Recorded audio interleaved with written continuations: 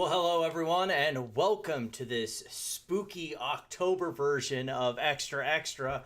We will be doing once a week an Extra Extra dealing with the X Corp files, where we'll be going over a bunch of lawsuits dealing with the artist formerly known as Twitter. I thought it'd be a little fun, kind of way to do October and all of that stuff.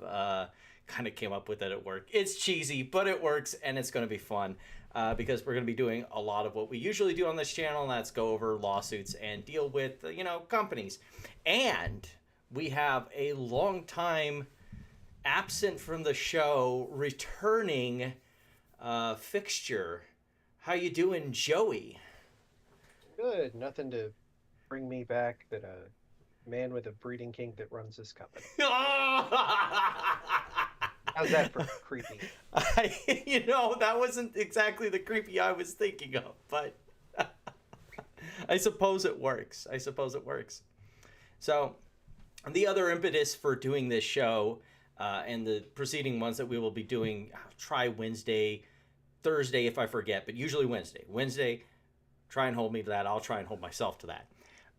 But because there's been so much crazy stuff going on in this sprint to disassemble the United States government and all the financial implications that we've been dealing with, that we haven't had a lot of time for Elon Musk or X or any of the silliness going on along with that. So I figured this would give us a wonderful opportunity to go over all of that. So without further ado, we've got the X-Files. Our first case is one that I think you were here last time we talked about this, probably, Joey. It was the whole X sues all the advertisers RICO antitrust defamation lawsuit. It's just kind of growing more appendages as we speak. Ego. Yeah.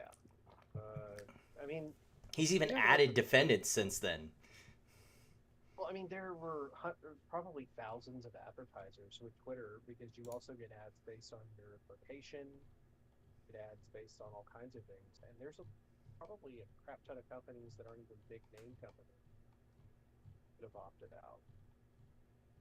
Yeah, but he's mostly just going after big ones. Like we got Tyson and Unilever and looks like Shell, Pinterest, Orsted. I'm not sure what that is. Nestle, Mars, Lego, CVS, Colgate, and Abbott Laboratories.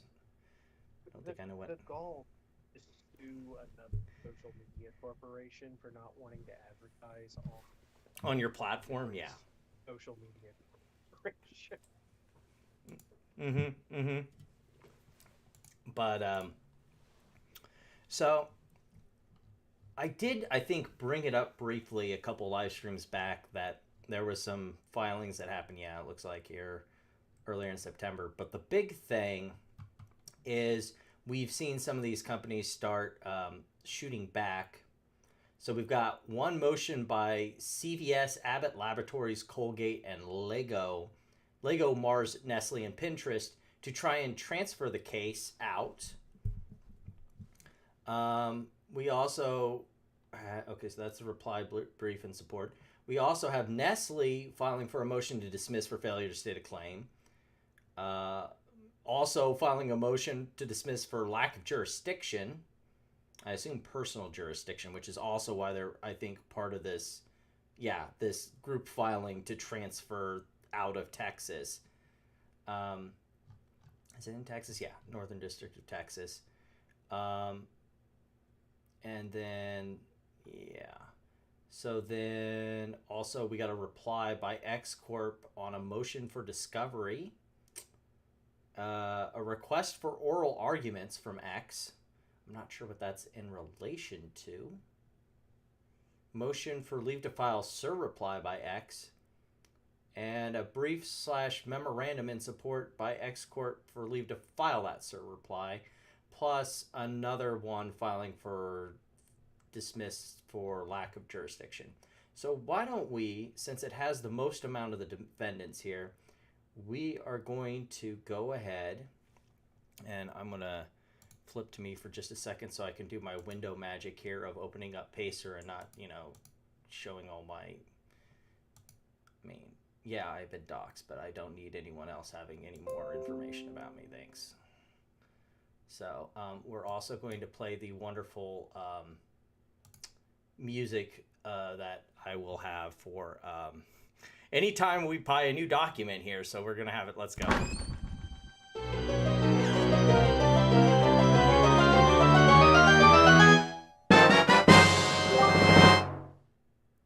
Okay, so it wasn't a new lawsuit. We found a new filing, but like I'm going to go with it. Also, I'm sure Nintendo will give me all sorts of shit for doing that, but I figure that after them being okay with the administration using Pokemon to basically promote their roving lynch mobs masquerading as a legitimate government agency, then I can use Nintendo's shit anytime I want to. I don't think they are. But I also think Nintendo doesn't hunt. But anyway, so let's see here. You should be able to look at this document now because I just bought it on Pacer, Joey. I think it's DI 221.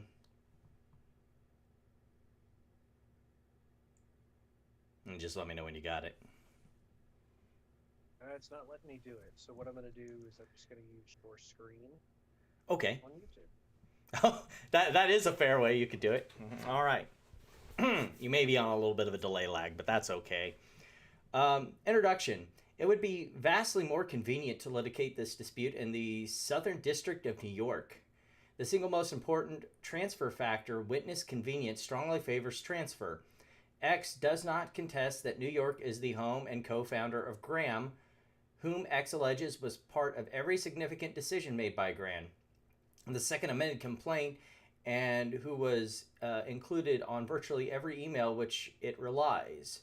Nor does X dispute that the Southern District of New York would be more convenient for most relevant witnesses, including the many non-party witnesses located there.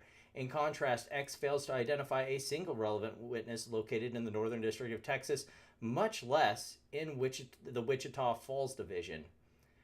That is reason enough to grant the motion, especially where the other factors either support transfer or are neutral. Oh, okay, so this is a reply and response. So there's already been a motion to transfer. This is a reply to basically say, yeah, we should transfer. Get rid of all this shit. I hate that Acrobat has all this extraneous shit that it throws up. X stresses its newfound identity as a Texas company, but X disputes that. But X cannot dispute that during the relevant time, and when it filed its lawsuit, it was headquartered in California. Lol. And X is still not headquartered in this district. X filed suit in a district and division with no connection to the case. Amazing. Didn't the Supreme Court just, basically slap the crap out of everyone for shopping? About 6 or 8 months ago, they're like... I mean, usually that sort of thing does get slapped pretty hard by the courts. Like, venue shopping or judge shopping by picking a venue specifically to try and get a particular judge is really frowned upon, except in bankruptcy court. That seems... But, bankruptcy court's weird because you can file it where the company's incorporated, you can file it where the company's headquartered at, or where its chief assets are, or where it's so if there's a subsidiary, you can use that to file. So bankruptcy court's a little more like the rules are that there are no rules, but generally for most other cases, like venue shopping is frowned upon highly. It's kind of a choose your own bankruptcy adventure. Build a bankruptcy. Build a bankruptcy. I like it. We should sell it like that. Build your own bankruptcy.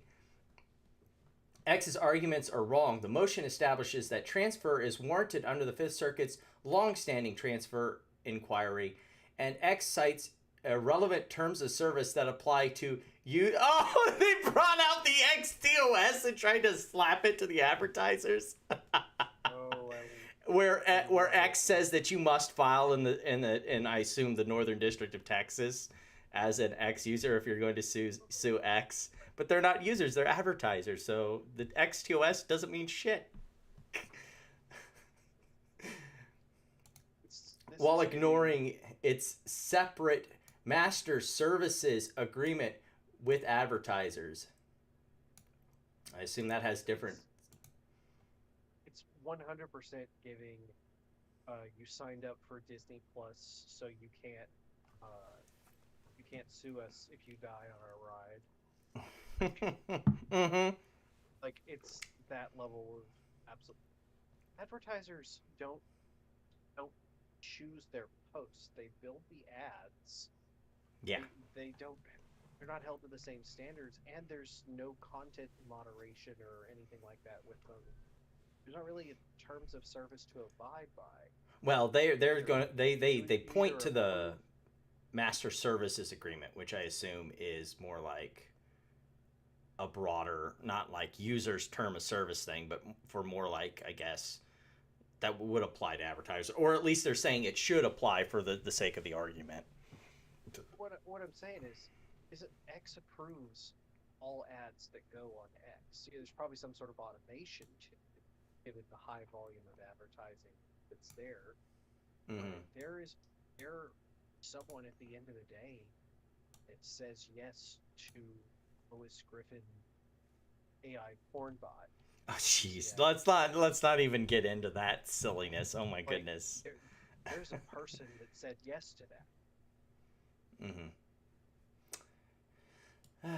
Similarly, X attempts to persuade the court that transfer would be too complex given the presence of foreign defendants. But the presence of those defendants over which this court cannot exercise jurisdiction is a reason to transfer the case. X describes Graham, allegedly to be the central figure of the conspiracy, as a committee of WFA. WFA only has office space in New York. Oops. In addition, X's argument is belied by its theory that the foreign parties are subject to nationwide jurisdiction. Thus, even if the court finds jurisdiction, as X argues, then the court can transfer the entire case. And if the court does not find jurisdiction, it can transfer the remaining parties. In either case, the issue is not complex. Ultimately, New York is a more convenient forum. The case should be transferred. This case has no connection to the district. This one is like, I don't think we need to spend time on this argument. This is hilarious. So X, where is the headquarters for X Corp? It's in Austin. No, it's north of Austin, but it's in that area, yeah. I know it's a different city because I had to send a whole bunch of shit there. Thank you, Bill Pulte. Bastrop, Texas. It's a little bit north of Houston, looks like. I'm not reading can I get Google Maps? Let's go Google Maps. Go Google Maps.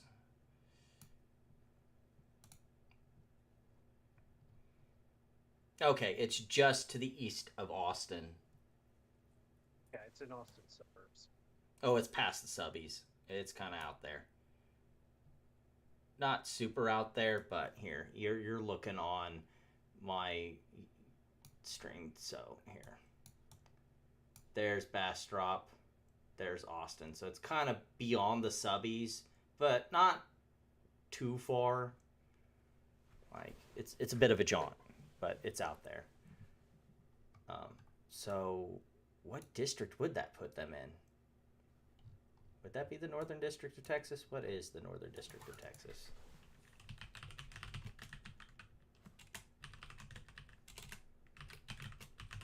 Basically, what they're saying is, even if the case does belong... Oh, yeah, it's definitely not in the Northern District of Texas. Like, Austin is right here. That's the Northern District of Texas. That amalgamous blob. So, yeah, like, what are we even doing here? Oh, we even got a map here that breaks it all down. Let's look at this. So it would be the western. What is up with the Western District of Texas? This makes no sense.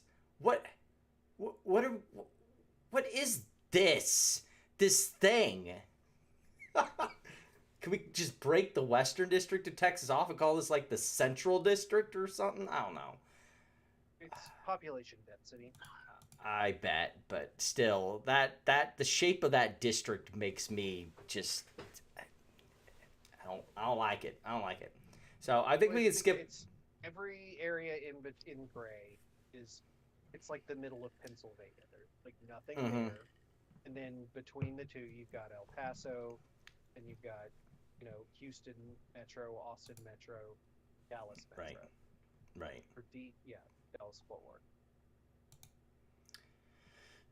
So I think we can skip over that argument. It's pretty obvious. No one, and I mean no party, resides in this district. What are we doing here other than Elon Musk decided to sue here? That seems pretty straightforward. Recent case law supports transfer. X erroneously characterizes motion as from a bygone era, claiming that recent case law imposes a higher bar that movements do not meet. That is wrong.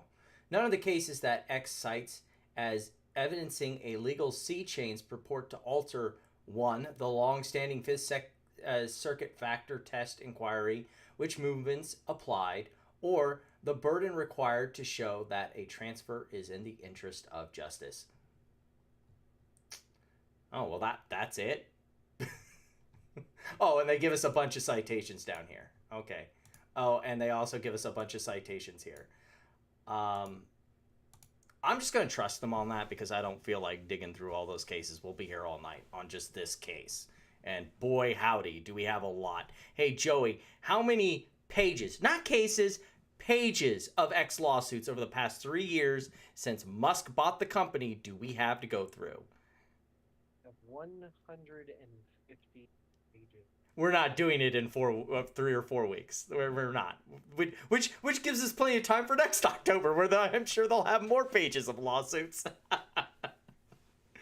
It'll be a never-ending story. Most of these will probably. They'll probably also get dismissed, and like some of these are real silly. Trust me. I haven't looked at all of them, but I've seen some of them, and some of them are silly. The form selection clause in X's terms of service does not apply. See, this is the one I was kind of interested in listening to. With no credible opposition to transfer, X asserts that a form selection clause is in its user agreement terms of service somehow requires certain defendants to litigate this dispute here. But separate terms like the master service agreement govern advertising on the platform. X oddly never mentions the MSA. Of course they don't. It would be bad for their argument. Assuming for the sake of argument that the MSA is valid and enforceable, nothing in it would bind defendants to litigate here. First, the terms apply only to the use of X. Nice use of italics, by the way. And X's claims are unrelated to defendants' conduct on their users' accounts. The lawsuit would exist even if defendants had not supposedly entered into the user agreements. Moreover, X's claims involve different operative facts that would exist in a branch of contract claims under the terms. Thus, the form selection clause in the terms cannot apply. That makes sense. X argues that the terms form selection clause would apply broadly to all disputes related to the services. That seems like a stretch. But the terms purport to govern users' access and use of X services and differentiate. There we go. I'm having a Trump moment. How do you pronounce acetaminophen?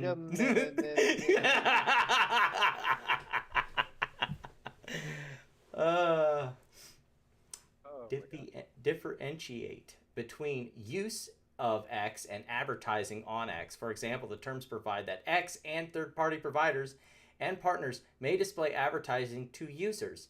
and that X providers may place advertising on the services or in connection with the display of content or information from the services.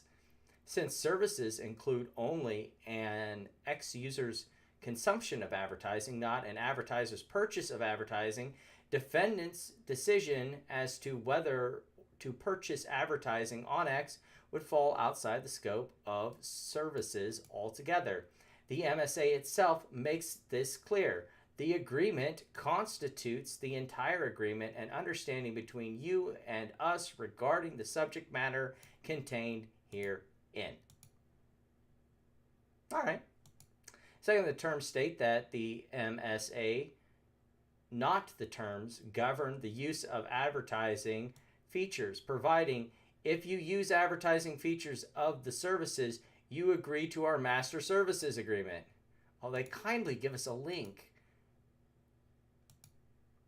Oh. Well. Link be broken, dude. Like most of the things on X. It's probably not broken. It's probably been taken down. Oh. Since this was filed. That would be a douchey move if that was the case. That'd be a very douche move. Oh no, it's the parentheses at the end of it. Is what's killing it for you. Oh, that is a good point. Let me fix that. Open link.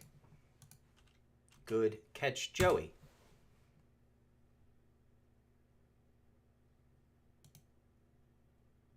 Oh, this looks boring to read. Well, it's there. We'll get to it at some point. For now, we'll just put it there. It's no coincidence that the URL for the MSA features the word ads. Yep. The MSA has no form selection clause. Huh. That seems like a massive oversight, Joey. I mean, for us that have... What do you expect? I mean, usually these things are really well thought out with lawyers that spend lots of time thinking about how to craft these kinds of agreements. And the fact that there is not a form selection clause seems like a bit of an oversight. Not going to lie. Third, until November 15th, 2024, long after X filed its original complaint and 3 days before X Corp filed its first amended complaint, all of X's prior terms included form selection clauses consenting to jurisdiction in federal courts in San Francisco. Oops. X concedes that it sued CVS and Mars when the prior terms would have been in effect. For those movements, then, even assuming the form selection clause would apply to advertising, the prior form selection would have been in California. This case could have been brought in the Southern District of New York. I mean, they could have been brought anywhere. This is what happens. This type of oversight, or like just looking things over, is exactly what happens when you go full Henry mistakes. Yeah. Yeah, we already kind of went over why it'd be more convenient. I mean, all the parties and information and witnesses they want to sue are kind of in New York. The public interest favors or supports transfer.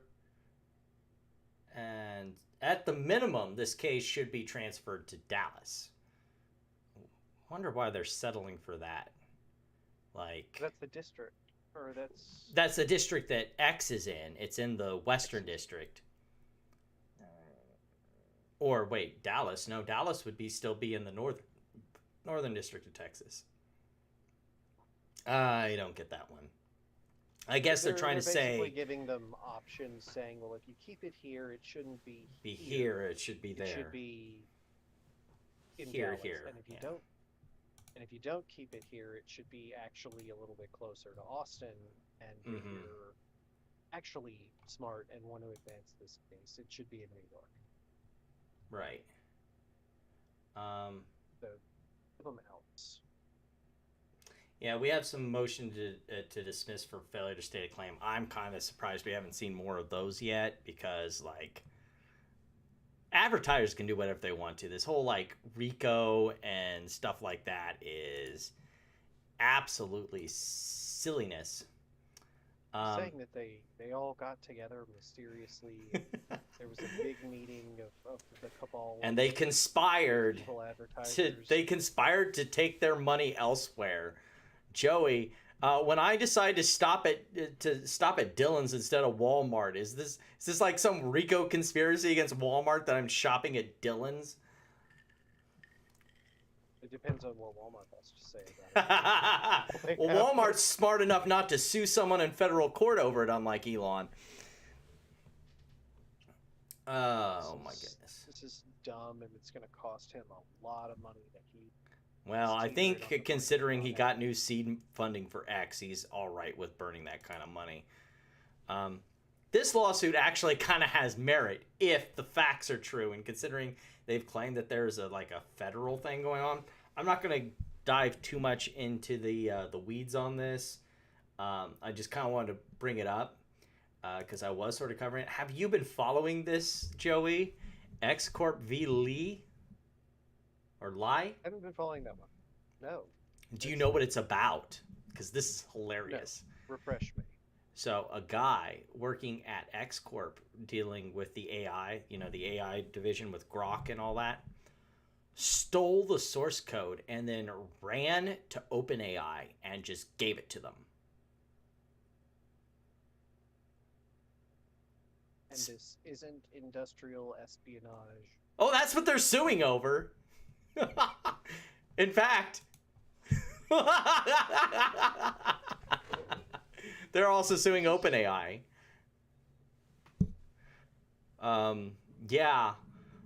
This is going to be a lot of fun to follow us. I think more, if there's time, we'll be mostly covering it on the Saturday night show. But man, howdy, when this first dropped, I was like, oh, you can't be serious. Someone was actually dumb enough to do that?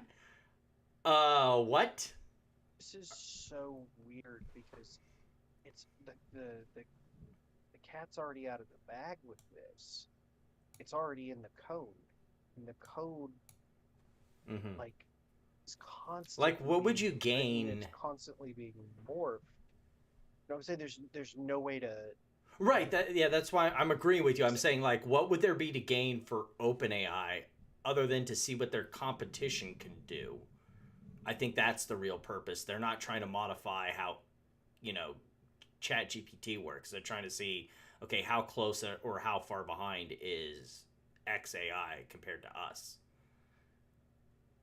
I don't necessarily think that's what it is. I just think data in general is valuable no matter what kind of data it is. The large language.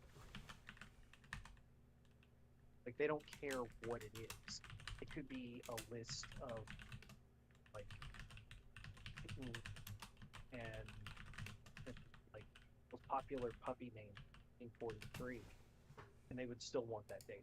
They want every bit of right data that they can get their hands on to feed their algorithm to. Exactly. And if they have access to, okay, this is what this machine, well, then they can basically have ChatGPT spit out all kinds of other things. Like it's so weird. It's like words are like. You remember Fahrenheit 450? Like just pages of books were like some of the most valuable things. That's kind of where we're at. Right. Just any scrap of data that OpenAI. Yeah, what's also interesting, and I don't know if you saw that lawsuit when I briefly went over it. Hopefully on Extra after October, we'll have some more time to go over it. But Penske Media, which owns a lot of different, media companies that, I think Hollywood Insider and a bunch of others.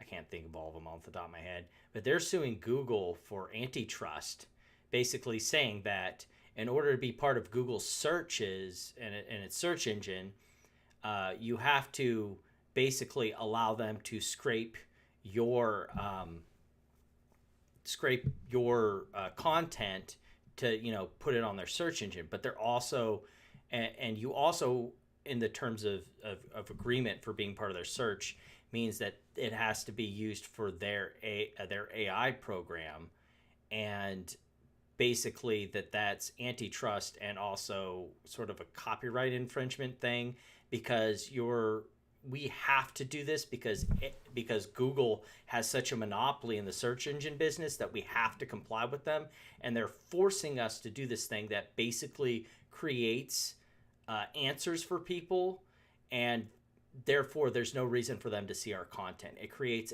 a market substitute for our own content, which is a very interesting way to come at the whole AI thing. I know that's a little off topic for what we're doing. No, not at all. It's not even getting towards the impact that it's having on the advertisers, because now when people Google, you just get that AI summary at the top. They don't even start seeing search results. Yeah, it's right there at the top. The AI summary at the top takes up a very good chunk of the screen, and you don't even get to the advertiser results. So it's almost like, okay, well, what's the point of Googling?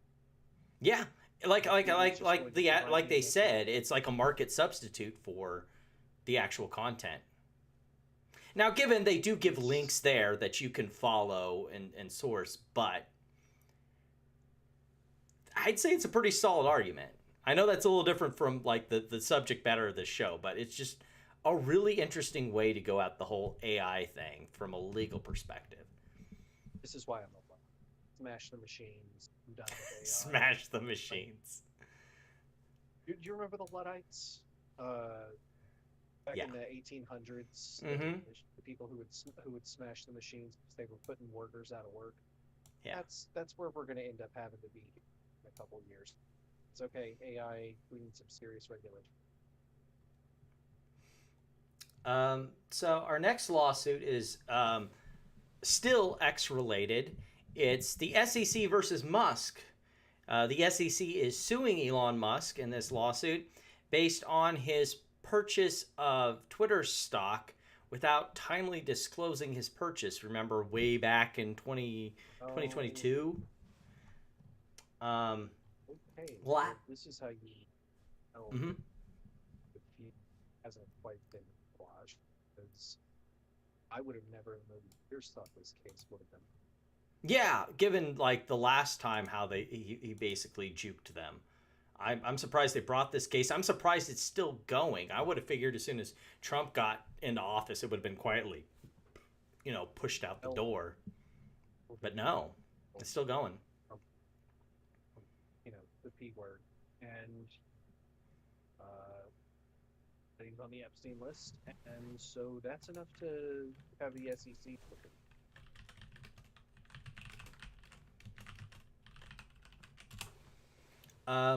So like last time I had talked about this, I think we had talked about that there's been kind of a tangled mess here that started back in August, last time we talked about it on the main show. Elon had made a motion to transfer and also a motion to dismiss and strike. And at the same time, the SEC filed a motion for summary judgment. So everyone all at once was, I win! Give me the win, Judge! I win! I hadn't actually gotten to read all those, and since then, the judge ruled on the motion to transfer, which I don't think I had gotten to. So we can skip the background here. The legal standard, we're kind of sort of familiar with it from the last case, but let's go over it.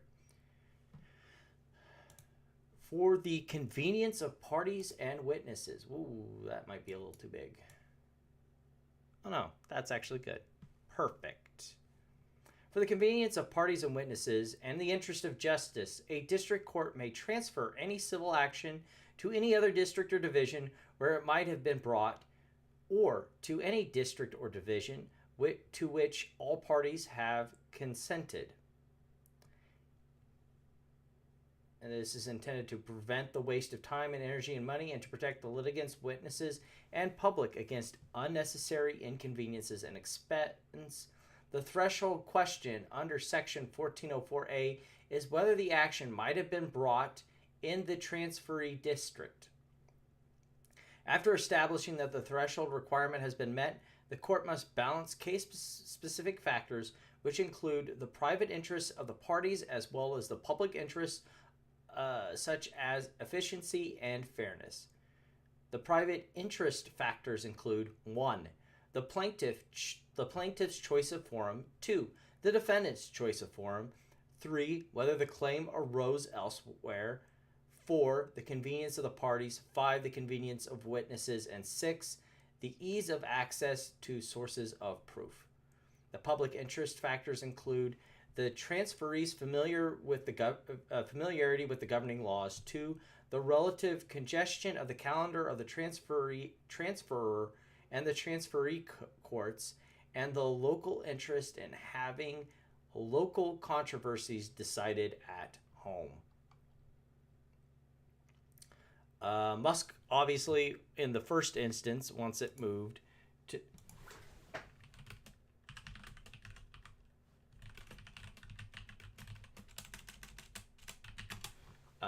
obviously, once it moved to the Western District of Texas, as we discussed last time, X is in Texas.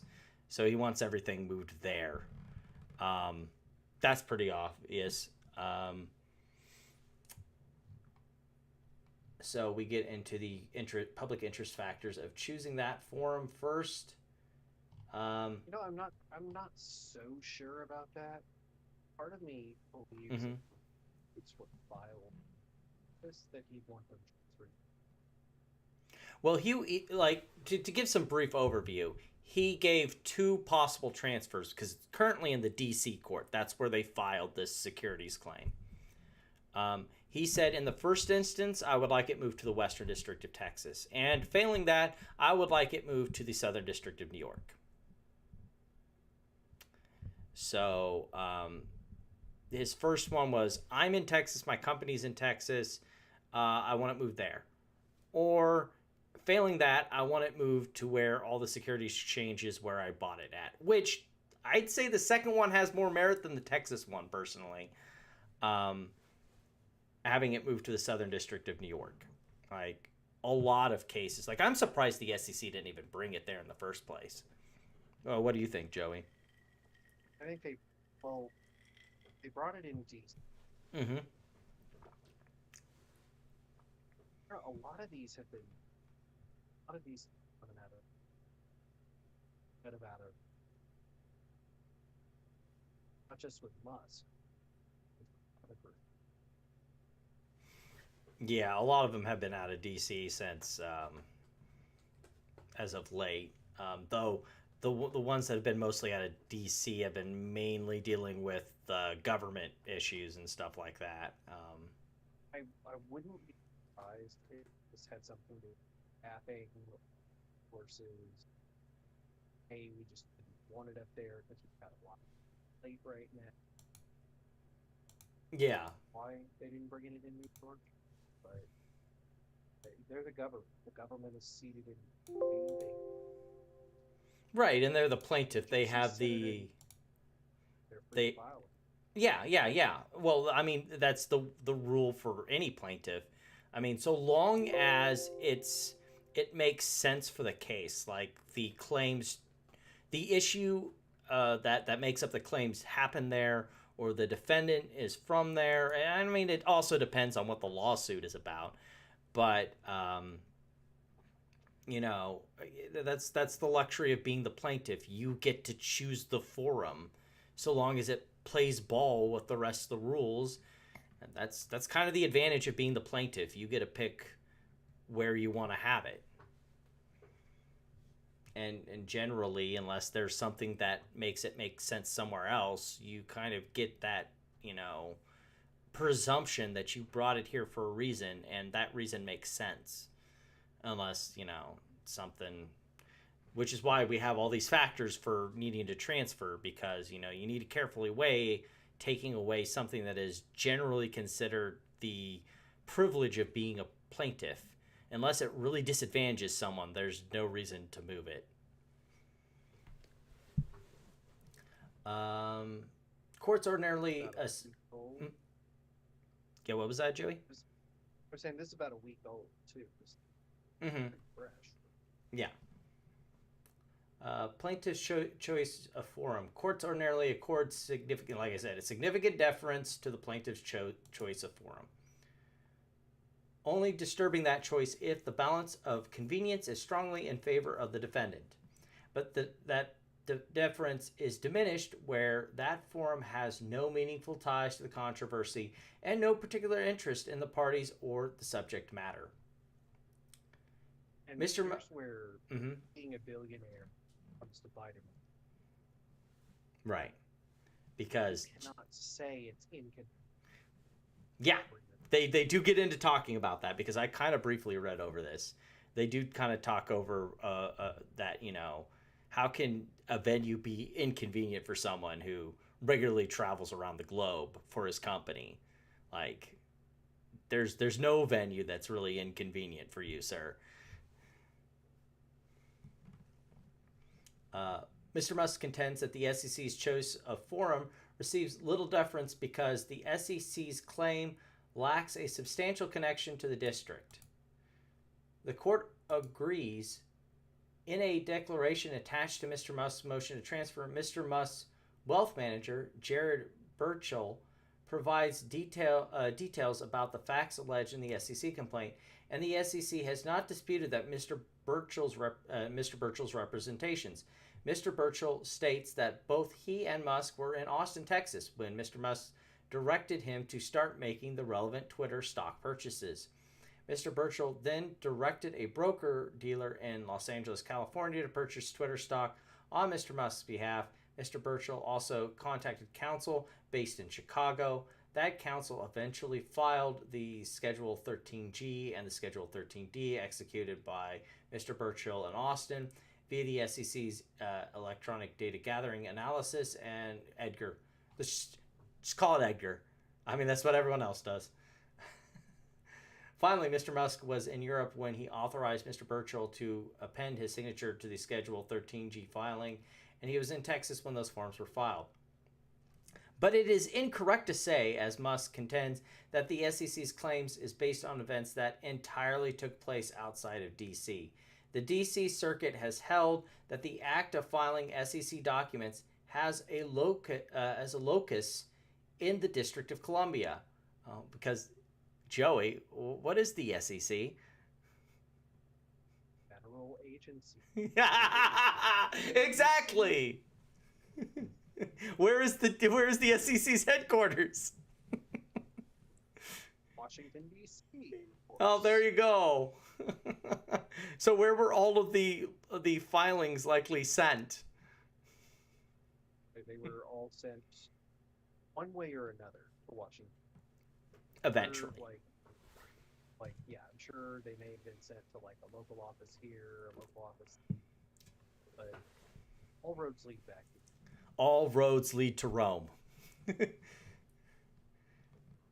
Indeed, the circuit has confirmed that late filing occurs within the district where the report is finally delivered to the designated agency or official. And since all of those filings generally go to DC because they're all based there.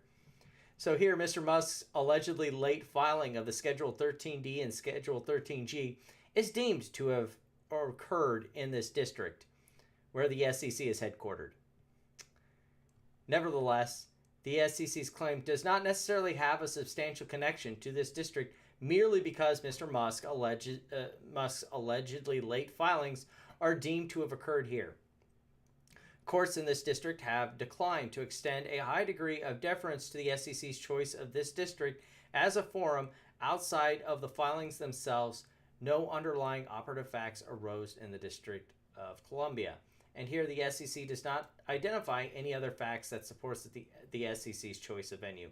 Accordingly, these factors weigh only slightly against transfer. Defendant's choice of forum. Mr. Musk notes that he resides in the Western District of Texas, but he does not identify other facts supporting that his forum preference should be given unusual weight. Whether the claim arose elsewhere, transfer is favored when the material events that form the factual predicate of the plaintiff's claims did not occur in the plaintiff's chosen forum. The court disagrees. As discussed, Mr. Musk's alleged late filings are deemed to have occurred in the district.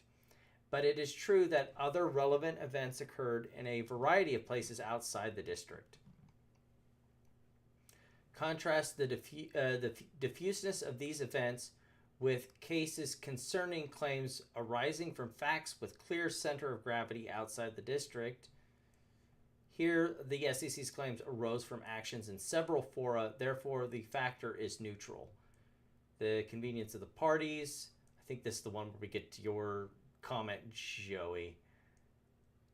Mr. Musk is here. The court takes Mr. Musk's convenience seriously, but it also notes that Mr. Musk has considerable means and spends at least 40% of his time outside his chosen forum.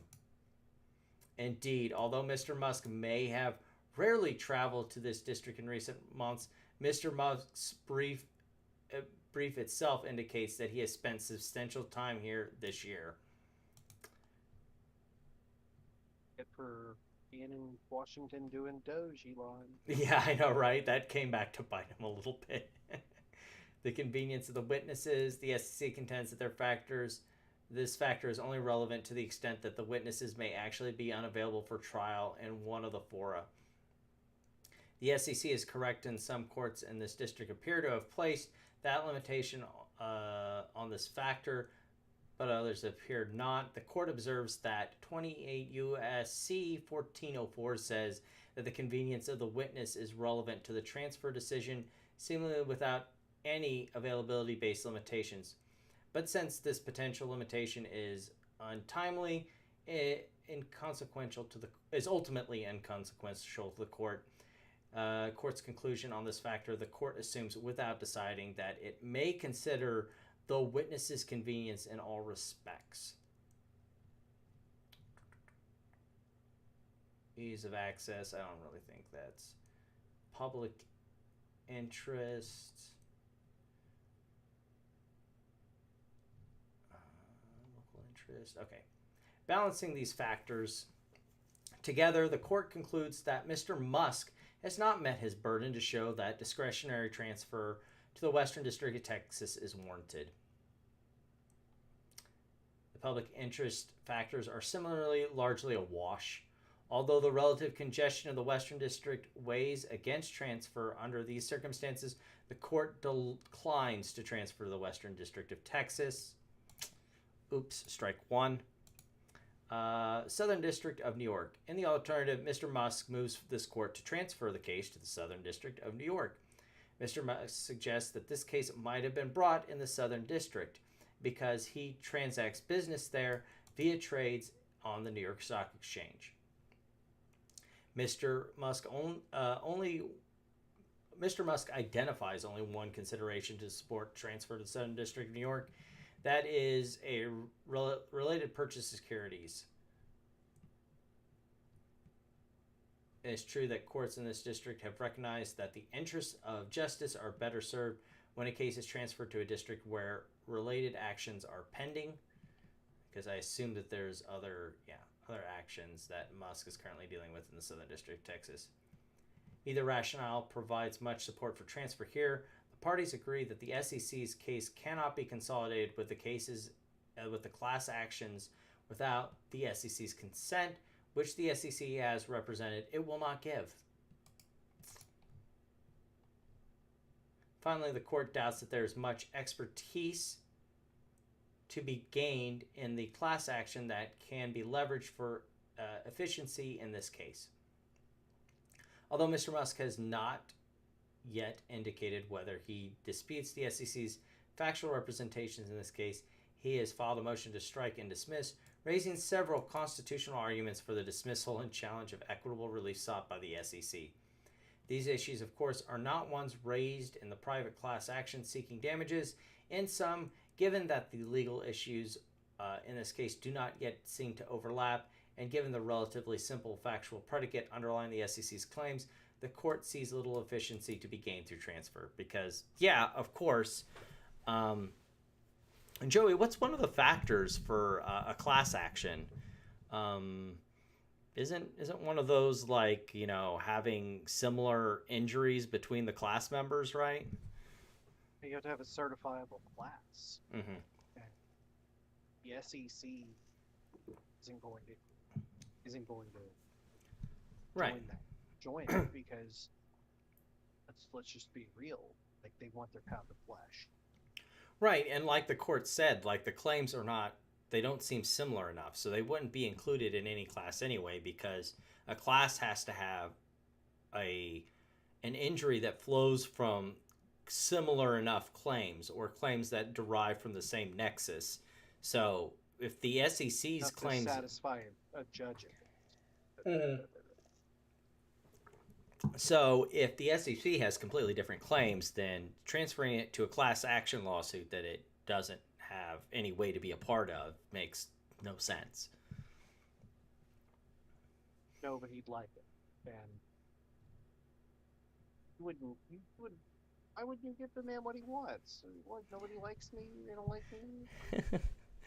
Oh, come on. So for the foregoing reasons, the court denies Mr. Musk's motion to transfer on both counts. And that's where we sit right now. So we're still kind of waiting. That's a hell of a name for a judge, by the way. Oh. Sparkle L. No, Sparkle Suctanon. It's that judge. Oh my goodness. They were talking about it on the Lawfare podcast. I can't remember what one of these Trump litigations that they were following. Sparkle Suctanon was on that case. So yeah, it's a great name. I am so glad that this is the judge on this case. We're gonna have great times together. I can see the memes we could do is like Judge Twilight Sparkle. Oh no! Like, no! The My Little Pony memes you could do with this. Oh my goodness! I hadn't even thought of that, but I like where this is going. But yeah, so we still have pending the motion for summary judgment from the SEC and the motion to dismiss, but we'll get to those later, because I want to get to some of the other sillier lawsuits, and we still have to get through some of this catch-up that I have not been able to do. This one is an interesting one. There's nothing that's really gone on with it yet. There was a motion to stipulate for... motion dismissed for failure to state claim. Oh. Well, first of all, Joey, do you know what this case is about? God, not another one. Go versus America. This is the guy that won the was not a lottery but was totally really a lottery thing. Mm-hmm. That he ran, allegedly. Everything we say is alleged and allegedly. Because we don't like being sued. Yes, everything totally allegedly. What we say is alleged and for fun. It's all true except for the parts that aren't. Yes. So basically, what this is about is the where Elon was going around during election season and basically on the campaign trail and had a PAC that was oh man, how do we do this, Joey? Have you got a legally safe way to describe this? Okay, you just did that already. Yeah, allegedly was running a lottery trying to get people to vote for Trump by promising them a lot of money. It's totally not voter fraud, trust me, bro. I wouldn't go as far to say that. I mean, well, it's not fraud. He wasn't fraudulently creating votes. It wasn't. It wasn't. Sued for fraud. Well, I mean, he's being sued for breach of contract because the John Doe in this case won one of the prizes and claims allegedly that they were not paid. That's the claims in the case as they stand. So on October we've got 3rd. Some great judge name, by the way. Amazing. Well, that's the order. Can we get. Oh, that's the. So, okay, here's the brief in support. So now that we know the claims, let's. This was the guy out of Pennsylvania when he did the rally. Yes. He did 2 rallies.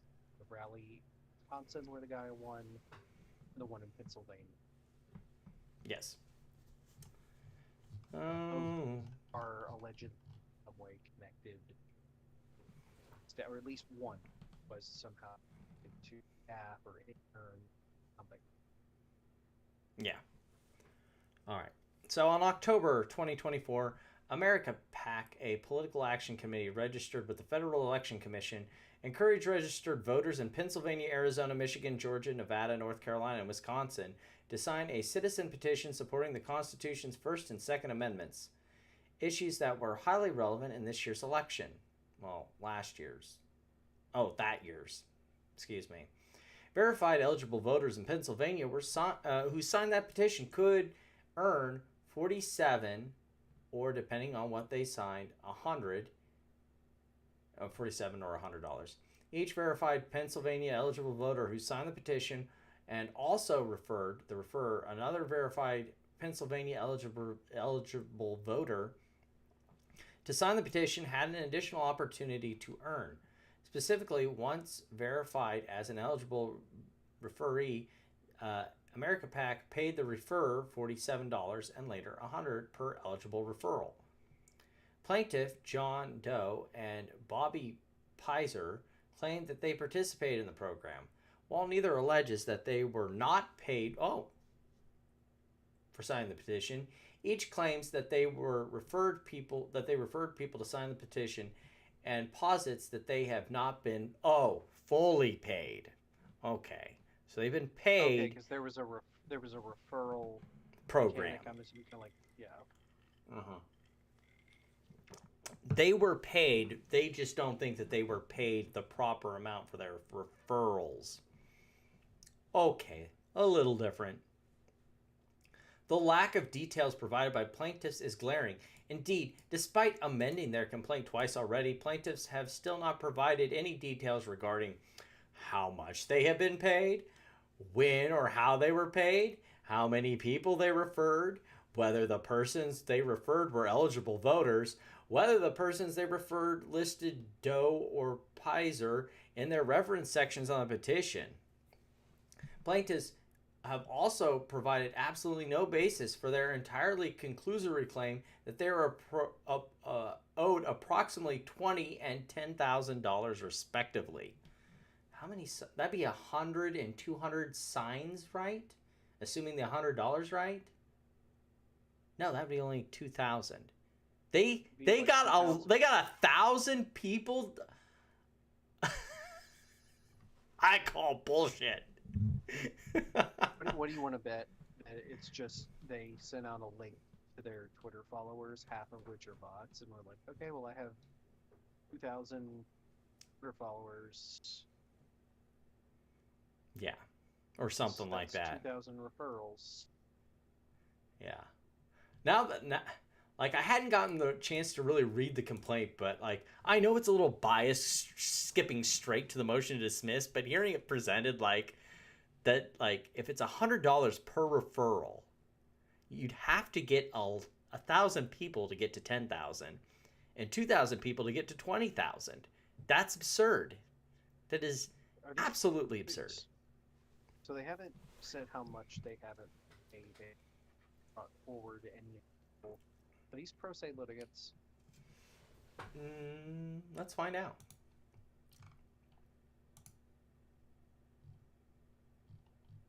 If they are, this is going to be a much more extreme. No, they're represented by lawyers. The same lawyer. Yep, the same 2 lawyers. So I assume they're probably from the same law firm. Yep. So no, a lawyer attached their name to this lawsuit.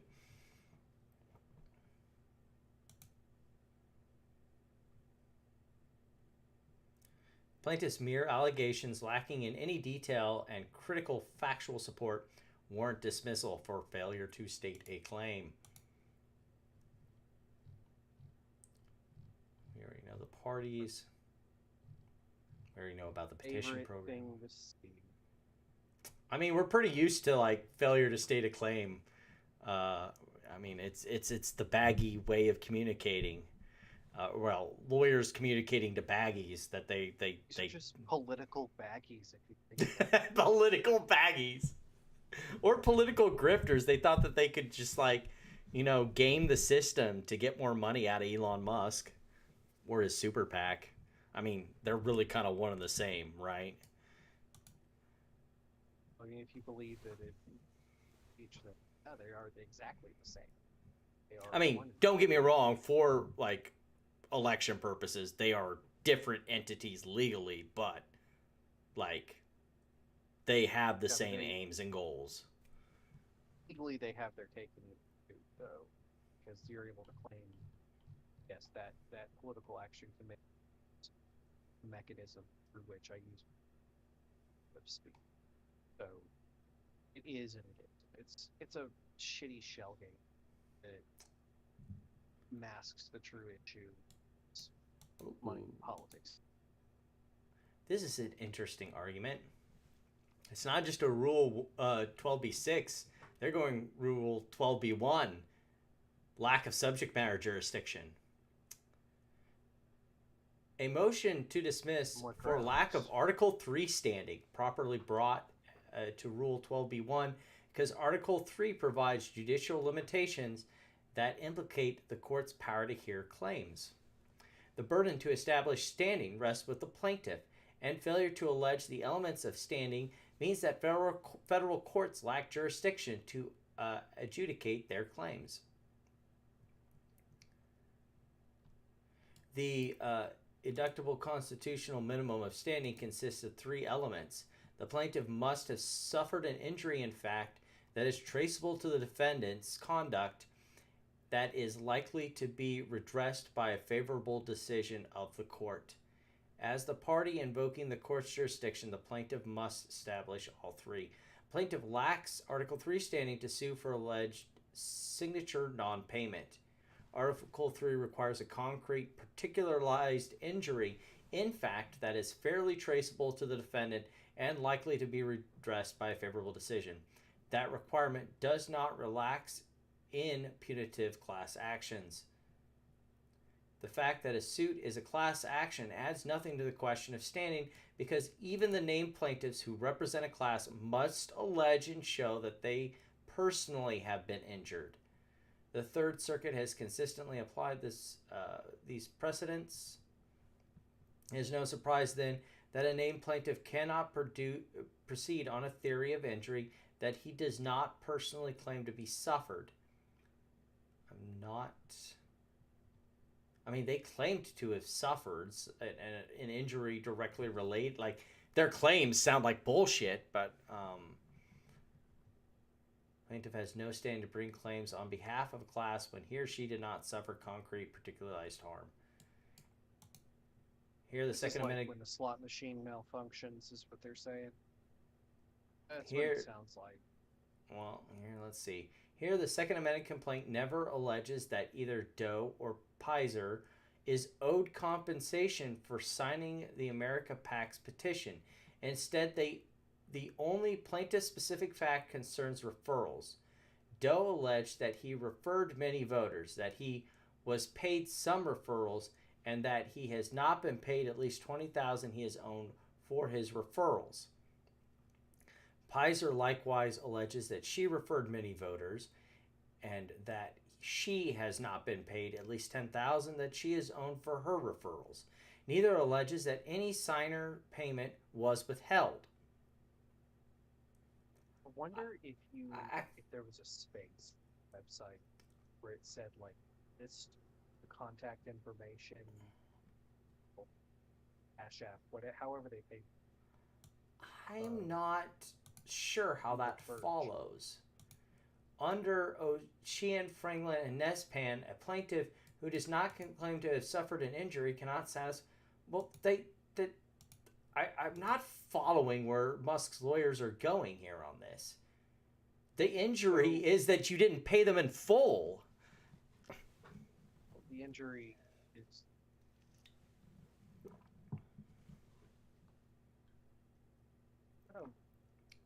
I think you dropped there, Joey. No, both of these make it. Like, they're both trying to say your fault, it's your fault, and I can't tell whether or not there is an injury. I can't tell whether the details on how this was paid out. Was it paid out via was it paid app? Tag in? Yeah.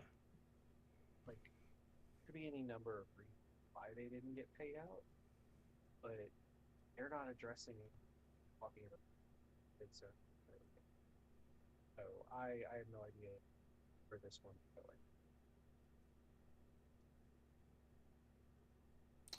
Either plaintiff falls within the class allegations only deepen the deficit. Plaintiffs seek certification of a signer class as defined as all persons registered to vote in Pennsylvania when they signed the America PAC petition who have not received the agreed upon payments from defendants.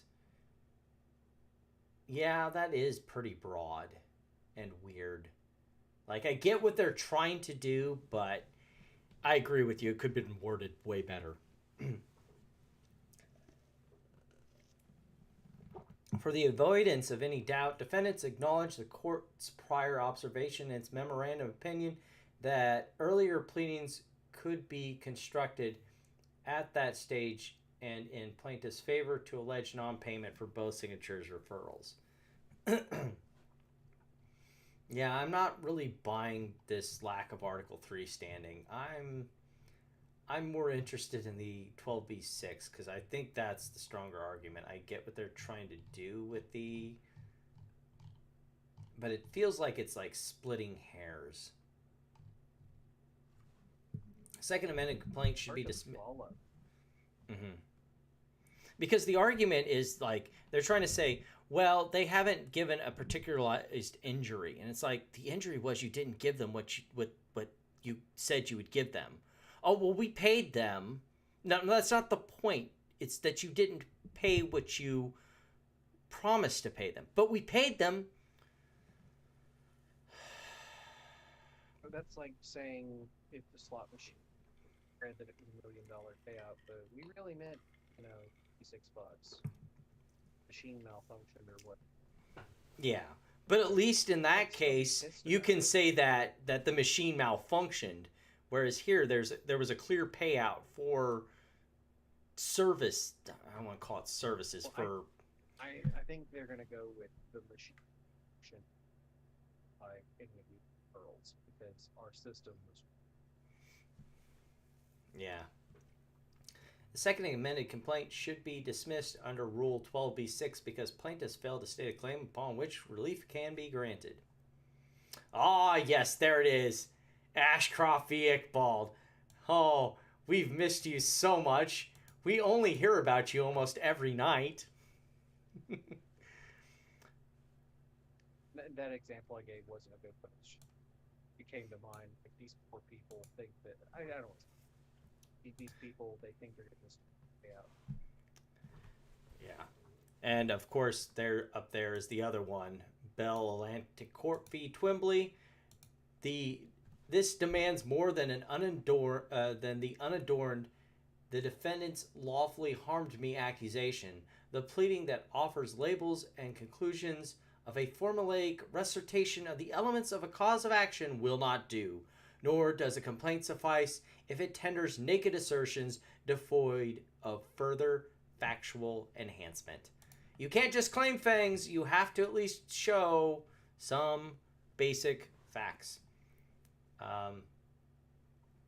Failure to state a claim for breach of contract or promissory estoppel because they do not allege facts that could plausibly support any unmet duty to pay. interesting claim. I think this is where we get into the plaintiffs do not dispute that there are requirements to earn referral. Yeah, here we are. Did you actually refer people or not?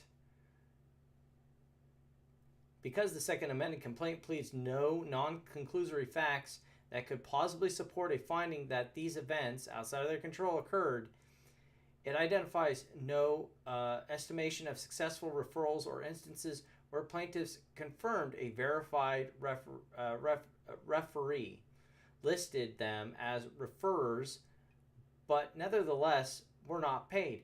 Plaintiffs state that they were paid some referrals and give wholly unsupported lump sum estimates for what they believe they are owed. The vague, speculative nature of these claims, proposing that several thousands of verified individuals listed them as referees without any plausible basis for such a belief, underscores plaintiff cannot possibly allege that such conditions were satisfied. Yeah. I mean, did you have to spell it right? Like, what's going on?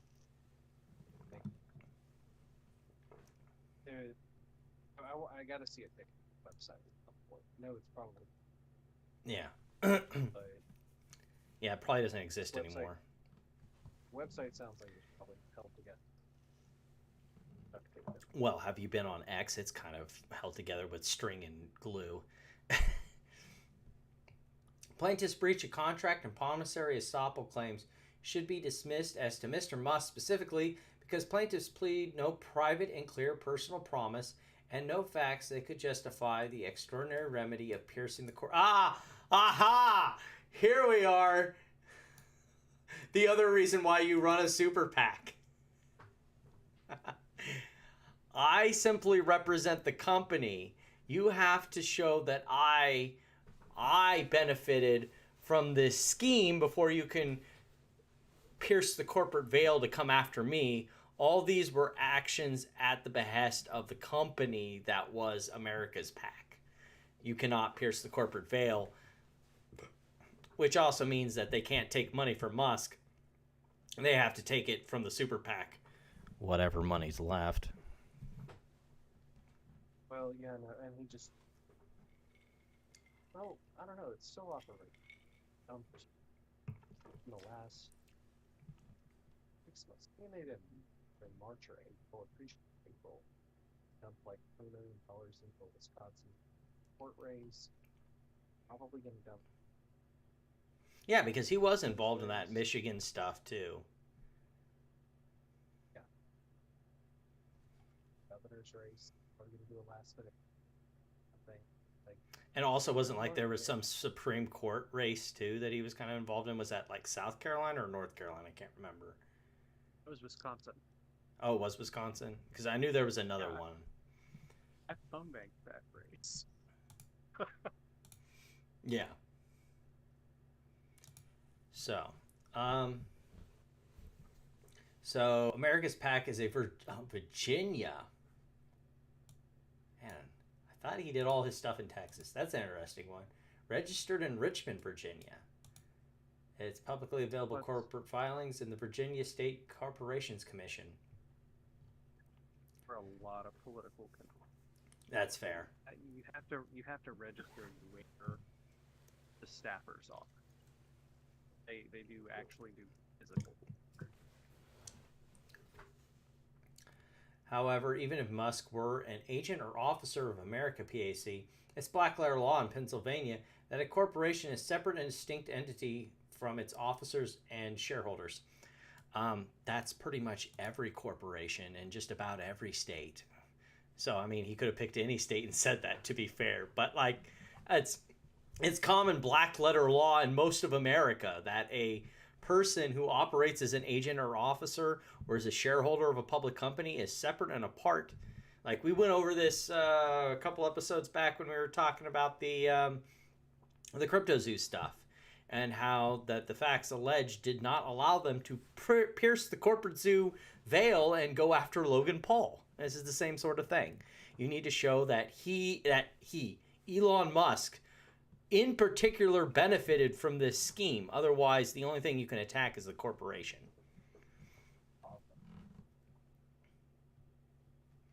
In Pennsylvania, piercing the corporate veil is an extraordinary remedy and will only be employed in exceptional circumstances.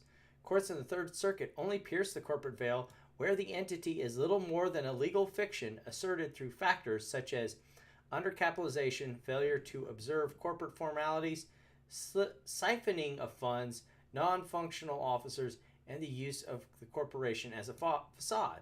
Like I said, you have to prove that like this was just an apparatus for what Musk wanted to do, and that that's the whole point of like piercing the corporate veil thing.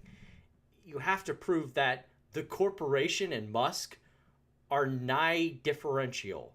That like Musk is the corporation and the corporation is Musk, or he's benefiting in some way from abusing his position within the company. Like, I would assume it's easier to do with political organizations than it is with corporation. But yeah, I would think it would be a little easier, but at the same time, easier, probably. But like, still a pretty look big at all these examples they give. Like, given this is a motion dismissed, this is them presenting their best foot. They're probably not going to bring up cases that might. Well, it depends on the lawyer, because every good lawyer that I've talked to is like, you want to get out in front of bad facts. So sometimes you will present bad case law to shoot it down. But like what they bring up here is that you have to show that the legal entity is a mere legal fugazi. It's a fiction. It's a facade, and that the people operating it are undercapitalizing the company. They're siphoning off funds. They're doing things for their own personal benefit to the detriment of the company. And I don't think you're going to find that here, because like you can call like the America's PAC like a vehicle for Musk's own political ambitions, sure, but from the legal sense, that doesn't exactly mean that you can pierce the corporate veil, because it wasn't like he was like using it as a slush fund to siphon money from people. In fact, he was giving out money. I mean, like, I don't think there's enough here under Pennsylvania law, which would be appropriate here, considering that's the federal court. See, that's the thing is about federal courts is you got federal laws, but they also look to the state law that governs the circuit district that they're in. So they do look at Pennsylvania law. And that's why they're saying that, hey, under Pennsylvania law, as well as the Third Circuit, you got a lot of work to do here to prove that you can pierce the corporate veil. And I think that's really what's going to hurt them. It'll be interesting to see their reply to this motion to dismiss. But I don't know about you, Joey, but it seems like... What do you mean? How long were they given?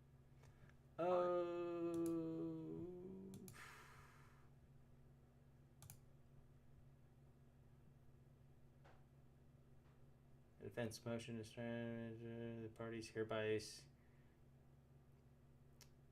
motion to certify.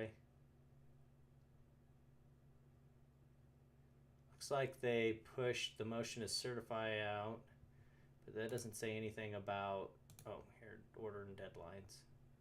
Now that thing where they said he was not an agent or officer of America PAC, I do think that is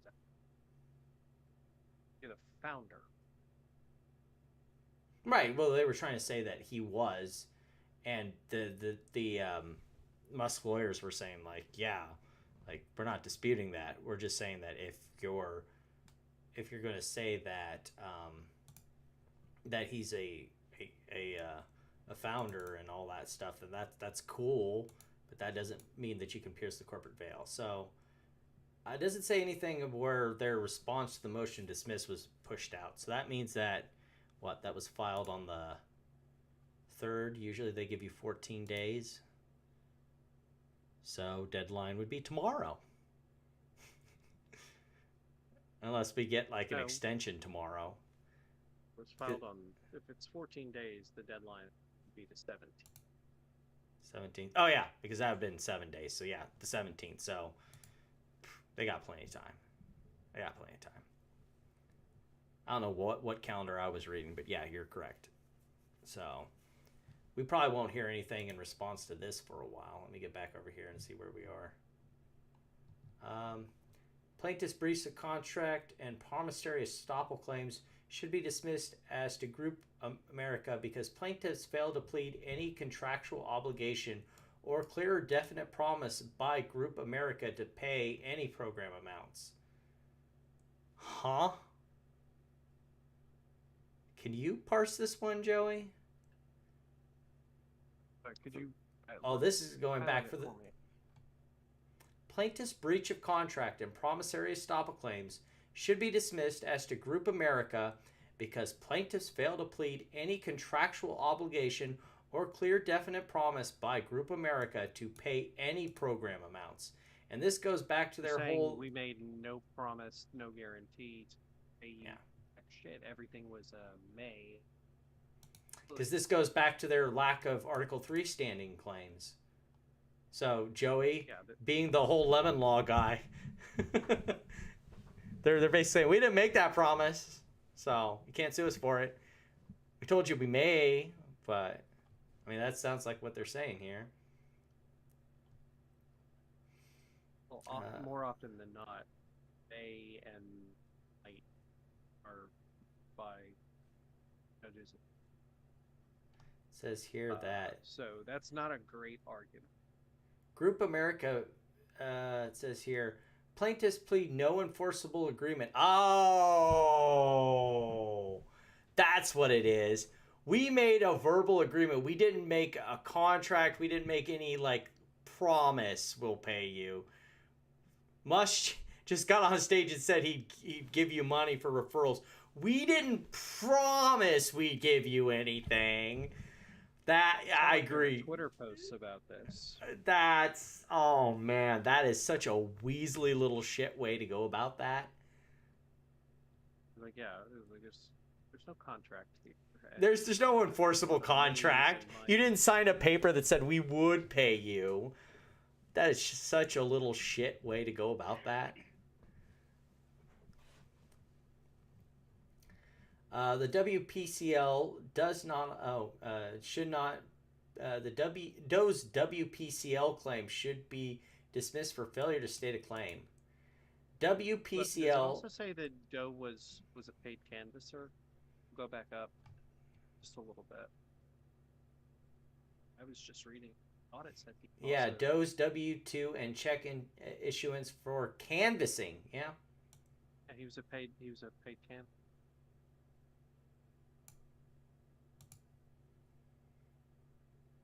I wonder if he wasn't getting.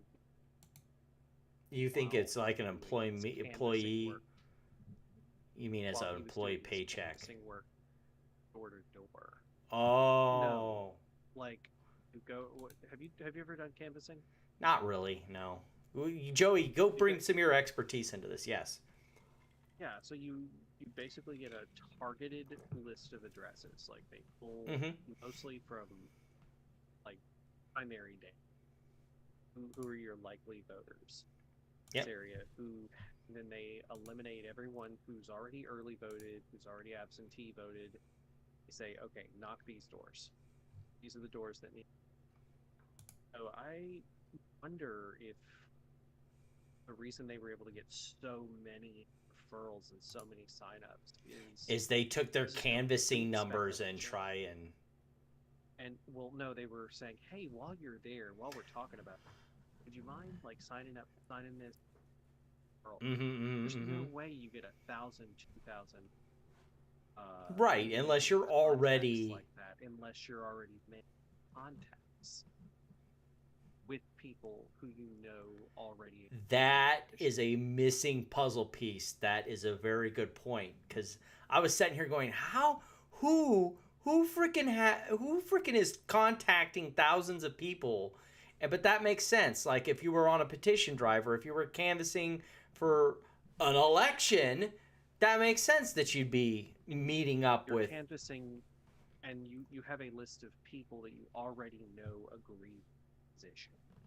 because when you're canvassing, you're trying to get out the people who would vote for you anyway or vote the way you Who want might to not. anyway. Yes. Exactly. So I don't know if that's what it is. I suspect that's probably what they're going to say happened, in which case, like, Yeah. that's not part of your job. That's part of why you were. He thought he could make a little cha-ching on the side while he was doing his canvassing. Yeah. Yeah. Doe's WPCLA claim should be dismissed for failure to state a claim. WPCL is a Pennsylvania employment... Oh, here we go again. It's an employment law that provides employees a tool to recover unpaid wages. But you weren't an employee, dude. Nice try. Well, I think we can skip all of that. Because, like, he's not an employee. That's such a silly argument. And, yeah, and that brings us to the end. So, that's interesting.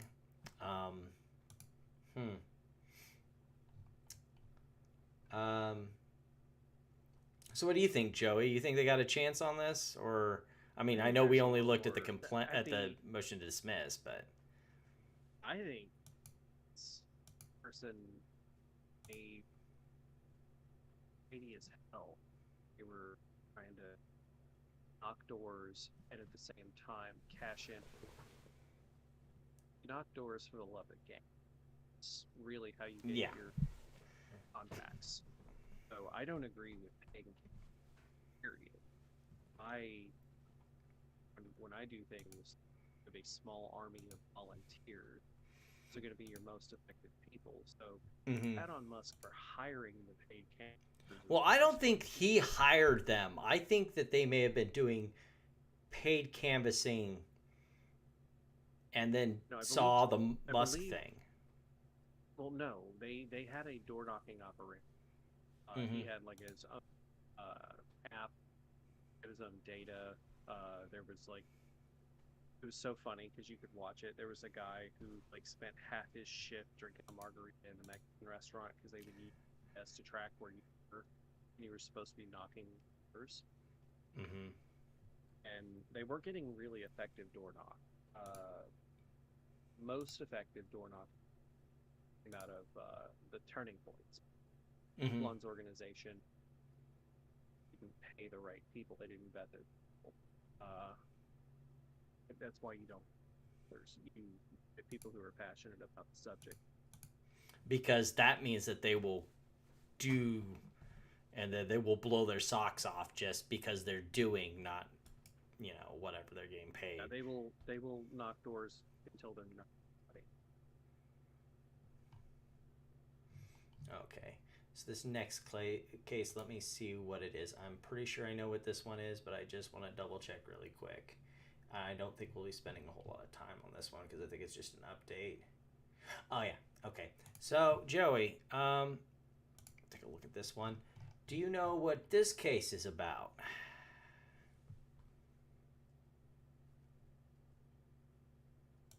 Wait for it to come up on the screen. Horan v. Tesla in the Western District of Texas. The fact that it was the plaintiffs choosing to file against Tesla in the Western District of Texas should be your first hint. And it's against Tesla. I know that's a little outside of our X-Files, but, again, part of this is an excuse to get back into the Musk lawsuits. One second. I probably have seen that this is not the Media Matters one. No. It's about Tesla products. I'll give you that hint. Oh, is this specifically one of the drownings that have occurred? No, but it is about FSD. It is a shareholder litigation, class action, for them basically downplaying the dangers of FSD and also basically saying that, FSD more or less, it's always going to probably stay around level 2. We're not really going to do level 3. It's never going to be, autopilot like we advertised it and we sold it to shareholders as. And so now he thought getting out of Delaware would get him away from these sort of lawsuits, but he's got another shareholder litigation. This time it's in Texas. And it's about... It's just a shittier version of like safety technology and the automatic braking and course correction, basically a glorified. Mhm. Other companies already have like a car, a Genesis or a Lexus.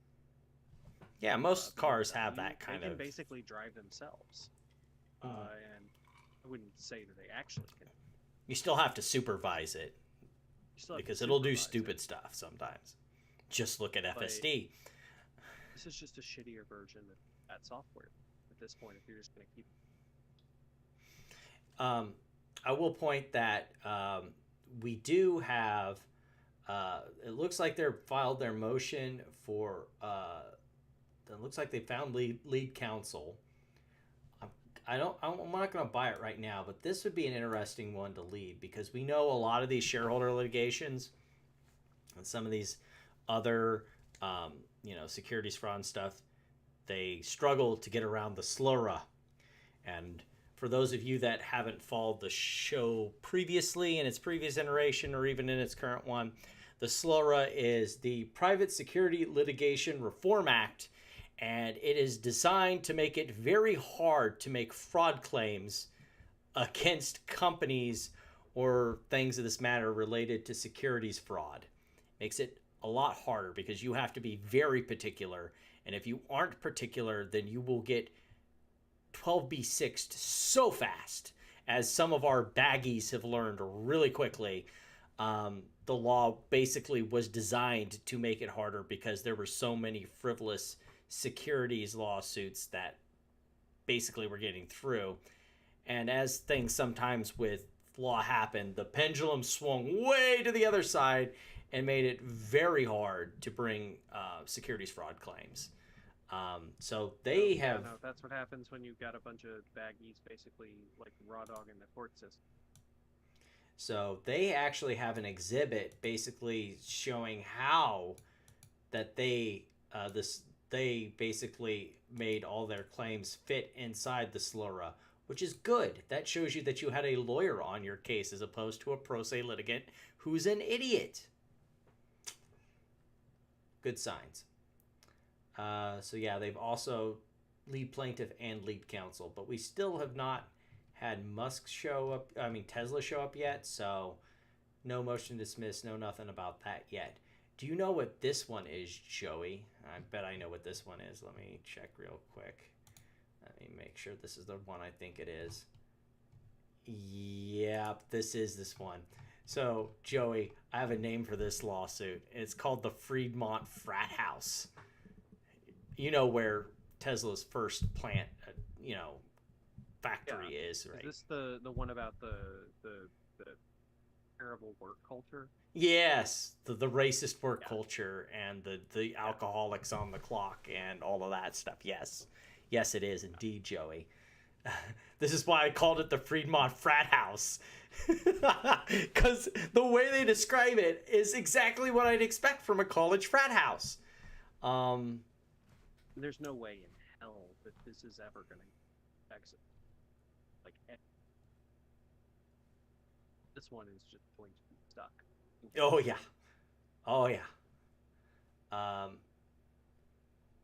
Looks like that they have shown up.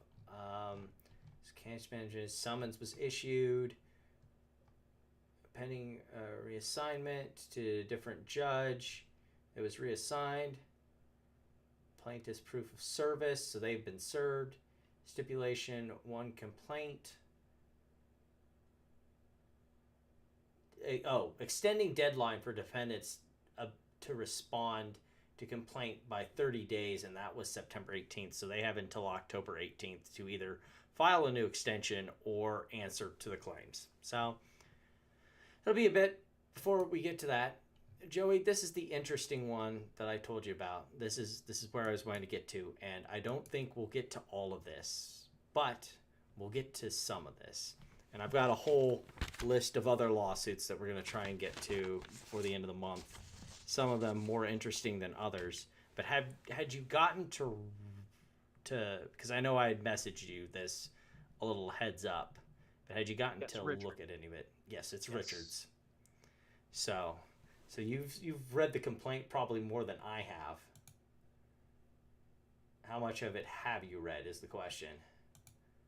The complaint itself, no. I've read a couple of the So you've read the like, docket. the articles around it.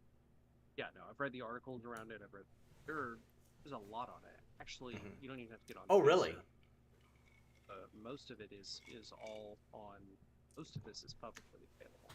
I was really interested in it because I was casually looking at it on break at work, and I saw that at one point Donald Trump was roped into this, and I was like, "What? Say what again?" Yeah, this is essentially the throttling of accounts. In fact, is there an amended complaint before we settle into this? Actively silencing complete religious voice. Oh, we have an amended complaint from July. Let's skip past the complaint and go straight to the amended complaint, because that would make more sense. Okay. Oh, because he did add Donald Trump. Excuse me. Hello. An excuse to put Donald Trump in the tags and get more unsolicited views.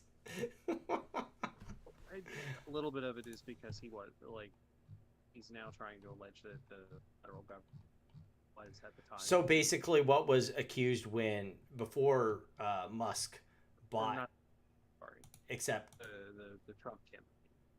So basically, what a lot of conservatives alleged about Twitter before it was bought by Musk. The core violation about Instagram constantly is the shadow and TikTok and Instagram, so they don't deny that they shadow. Right, and the thing is with shadow banning, before we get into this case, that's really weird, is that a lot of people scream it, not a lot of people are actually affected by it. It's the constant claim for losers who don't get engagement and need someone to blame more often than not. Would you agree with that, Joey? Yeah, it's why aren't people looking at my posts? Well, because you're not human. Yeah. Algorithm. The 14 words only get you far.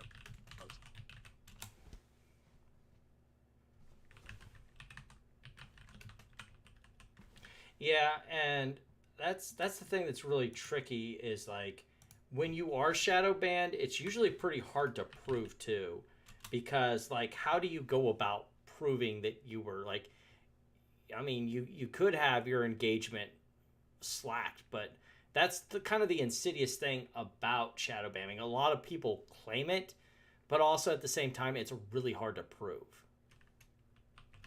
I'm not even sure it exists. I'm glad you said that, because I really don't even know that it on Twitter. Because if you were doing some like on YouTube, it makes sense because there's certain ad-friendly content that you don't like if you're a monetized account, there's definitely, I don't want to call it shadow banning, but there's definitely monetization shadow banning. Let's call it that. How's that sound, Joey? That's why you end up with people with a Patreon. Yeah. So but on the whole, if you're doing something that would get you shadow banned, you're probably just going to get banned. Is that pretty fair to say? Yeah, it means you're either constantly violating EOS, or you're so toxic to advertisers that no matter how many they want, they don't want to see an advertisement for vitamin water next to your content. Even these AI slot people, even the AI slot people won't touch it. Mm-hmm. You're in bad shape. So Joey, have you said there was articles about it? Do you know what this account, what their religious, I assume biblical, that sure sounds Christian. Is that? They're Catholic. That explains a bit. They're non-traditional. Okay. As well, they're not. Oh, here we are. The denominational preferences: Catholic over biblical authority. Okay. Yeah, they're not great Papal cap. What in the heck is this? Vatican AI controlled. The Rome Call for AI Ethics established a formal Vatican authority over global artificial intelligence development. Yeah. This is a weird one. It's fun. Let me back out here. Do we need to do a check for? Do we need to do our favorite check? Please let it be true. Please let it be true. Oh no, they are legally represented. I was about to say, are they pro se? I want to believe that they started out pro se. Let's take a look. Did they? Connections to Nazi escape networks. Oh. No, they started out legally represented. Okay, whatever. I'll shut up. They're explaining their content.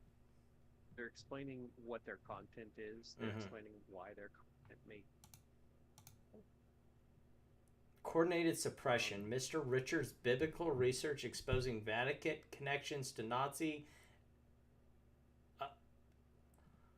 And that is real. That there was. Yeah, really Joey, you go ahead and explain that while I get some more ice. You give us the history. So some of this is rooted in truth. Most of this sounds like absolute shit. But there was a, and I can necessarily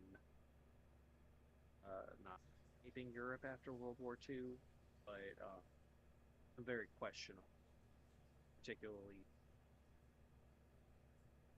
that they were trying to do. So when it comes to people making arguments, always remember there is always just the tiniest grain of truth you can find, and that's going to be their jumping off point straight into like a whole lake of crazy bullshit.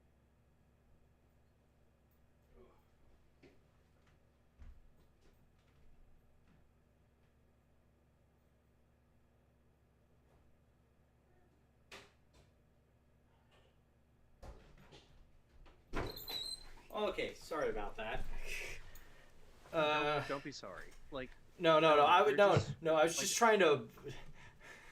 I was just trying to. Figured you would get. So. No. I was doing some more reading of a revised complaint. The amended. Okay. So you have it pulled up now on your side too. Yeah, this one's actually publicly available. Posted. His name's Cuckoo Bananas. Well, he's cuckoo bananas, but he's good enough to get lawyers. I was expecting pro se shenanigans, but like maybe he. I don't know if it's he had. Sometimes with religious type people, there's especially if you're of a non-denomination, there's a certain, I guess, camaraderie that you could apply to it. And so there's sort of this, like, you can find lawyers that will support you because they're of the cause. You're from Kansas. Like, the Phelps family, right? The Westboro people? I try not to remember they exist. Yes, I'm aware. They're every one of them's every single one of them. Oh yeah, because they used to be during, like, that's the big thing that's really crazy about it is, like, the Phelpses used to be very big about racial equality lawsuits. That's the part people forget in the mess of the whole, hate the gays thing. And so that, like, yeah, a lot of them are lawyers. In fact, some of them have married off in other families. Like, I think one of the people at that represent, or I don't want to say they represent the Department of Labor here in Kansas, but they do a lot of lawsuits related to the Department of Labor and I think child support stuff. That's like Phelps Roper, which is a common hyphenation of the Phelps family.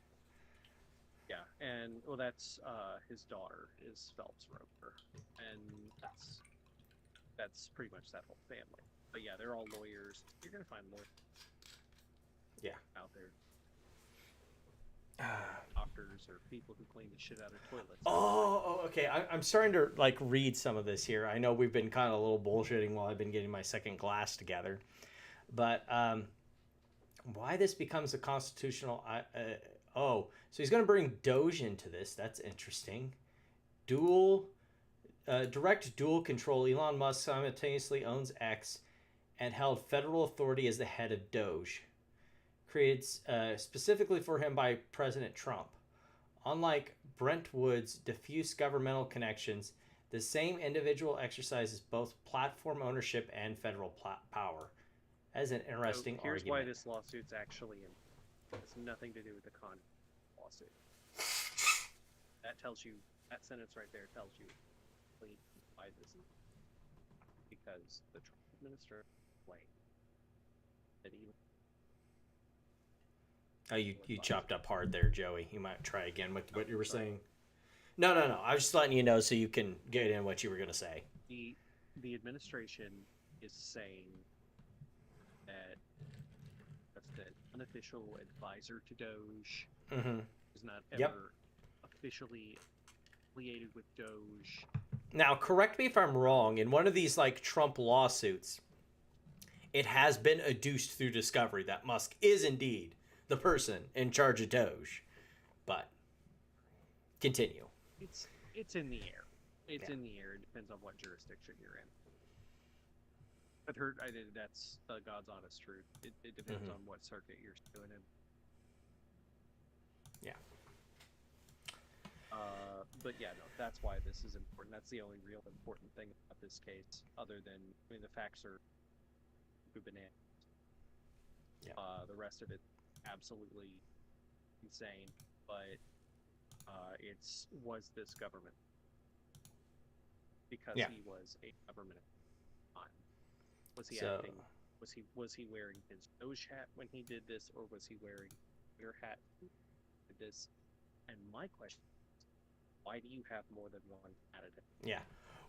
This is one we haven't gotten to yet that was here was there was a recent FOIA request that basically said that went through, and the judge ruled that yes, the government does have to disclose Musk's top secret security clearances because he was bragging about it. And so therefore he made it a matter of public discourse. And so the public has a right to know, maybe not, in intricate detail what his security clearances were, but at least enough to understand what he wasn't doing. Which would tell you around the allowed access to.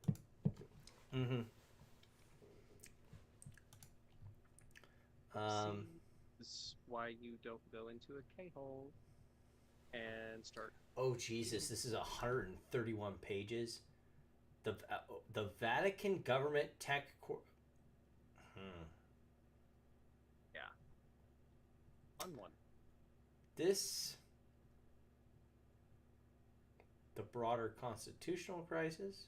Okay. Relief sought. Okay. Something we can sink our teeth into on this one. Because, does this feel like crazy town. The only thing this case is going to be important for is establishing whether or not Elon Musk is in Doge and what power and influence he does for the government on X. That's the only reason the case is. Everything else is crazy. So everything else is. They took the one tiny fact about World War II Vatican, and they ran with it. They ran with it for the score. Immediate injunctive relief. Remove all religious speech suppression and restore 16 years of deleted biblical content. Implement court-supervised monitoring. You know what? I'm going to go out on a limb and say you're not getting that. The court does not have resources. Speaking as someone who has experience with local courts, you can do the supervision and report back to the court, especially in a civil case. You can do the supervising and report back to the court and let us know when they break the court order, but we ain't doing shit for sponsors. Like, it's your litigation. You do the supervising, and then let us know if they don't do what we told them to do. 750 What was that again, Joey? $750 million. Oh yeah. I hadn't gotten there yet. Based on the systematic, like, where did these damages come from? Why? How? What?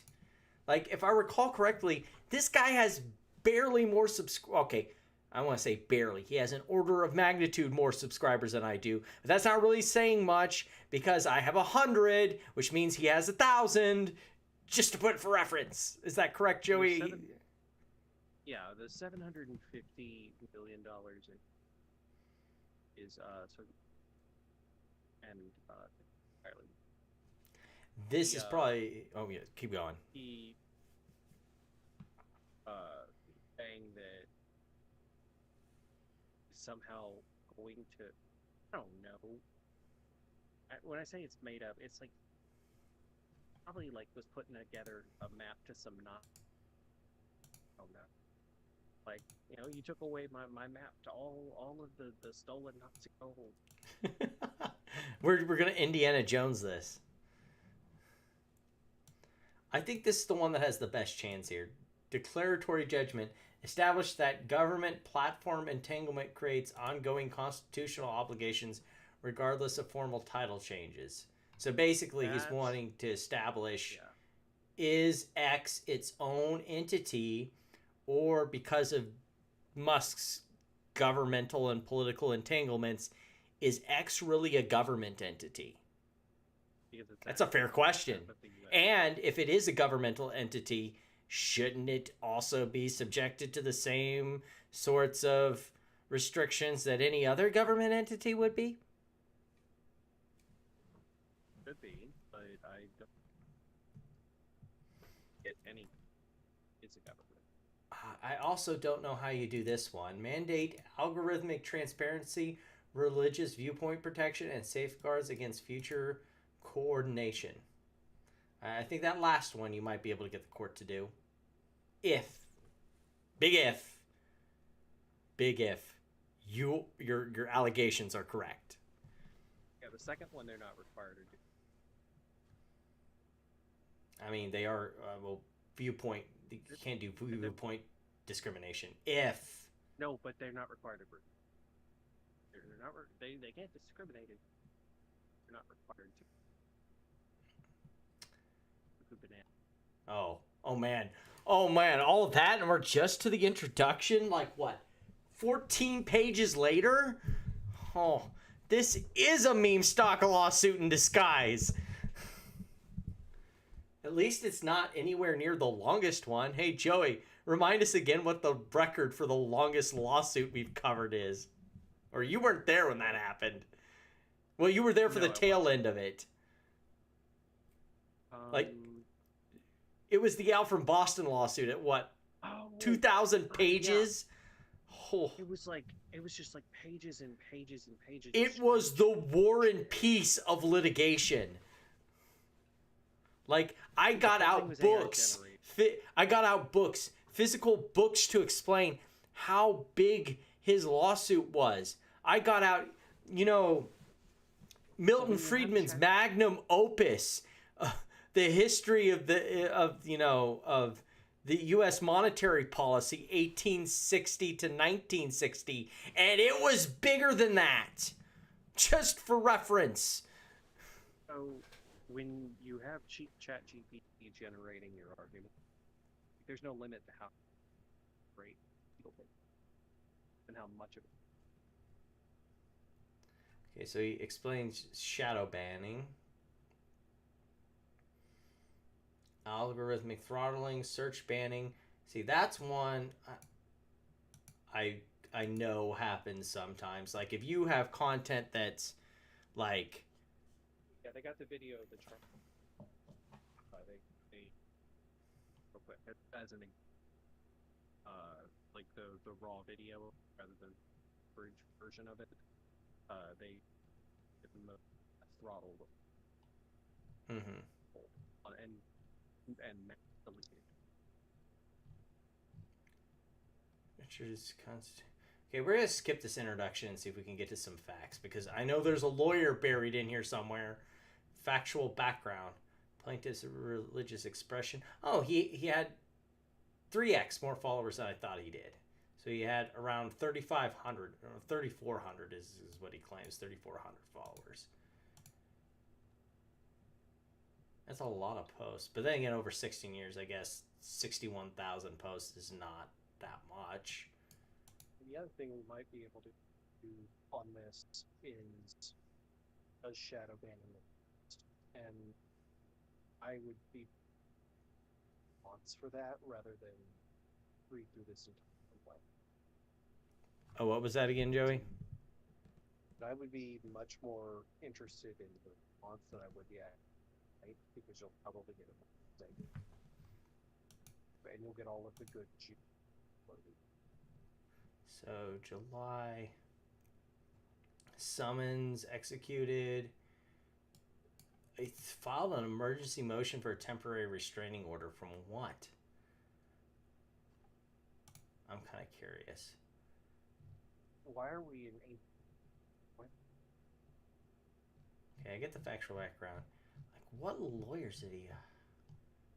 Argument. Plaintiff is likely... Okay. They do know how preliminary injunctions work. Okay. Are you reading this? The main complaint? Go back to it. The amended complaint? No, point 29.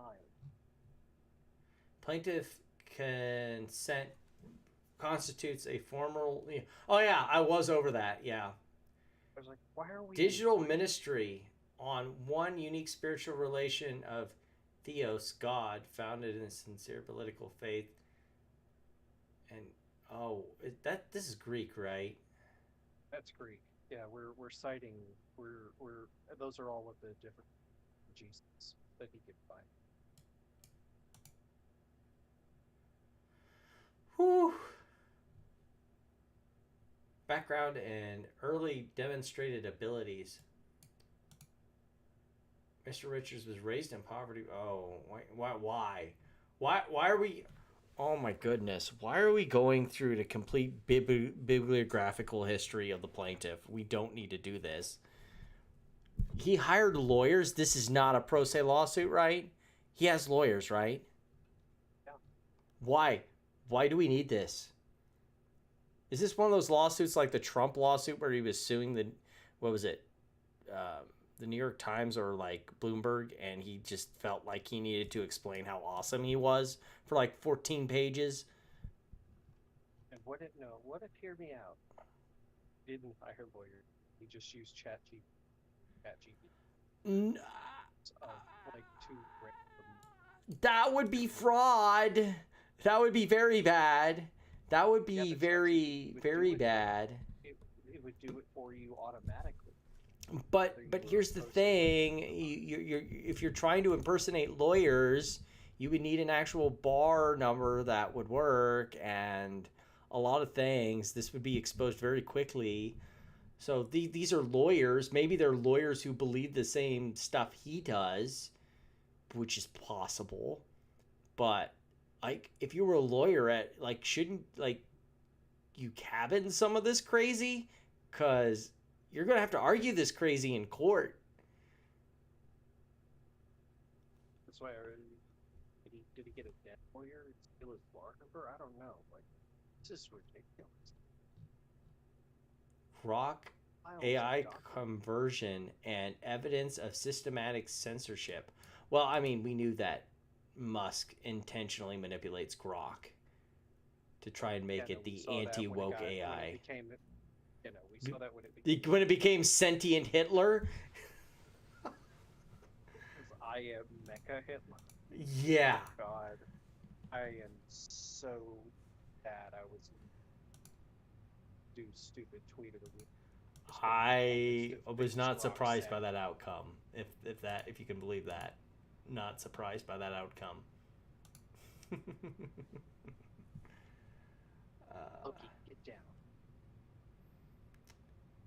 The Vatican's comprehensive strategy for global AI. we're gonna move Which on is from the thing, this. by the way. No, this is actually a huge focus. This is the kernel of truth. We can move on from it. You know what I'm saying? Okay. Like this is actually hopefully a big enigma.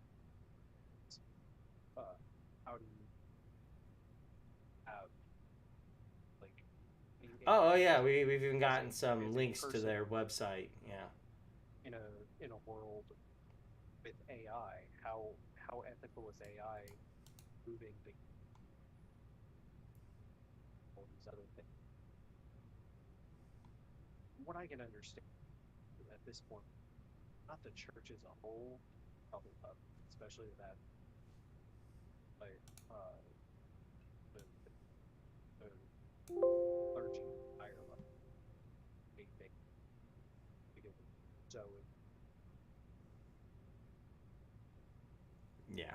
imagine if like we had Grok do the Sistine Chapel. Absolutely not.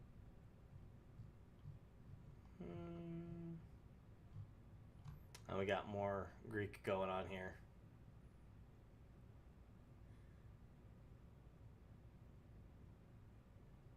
Like this, Okay, this right here makes me question. His lawyers have to be is it of the regular same Greek or opinion as him. is it regular Greek or is it Aramaic?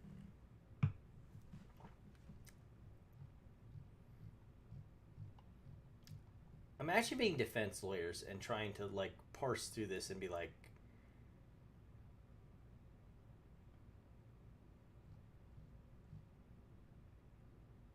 extraordinary step of effectuating purging Mr. Richards' account of approximately 16 years of lawful religious You know expression. what, as far as I'm concerned, working for one, this is what you have to read.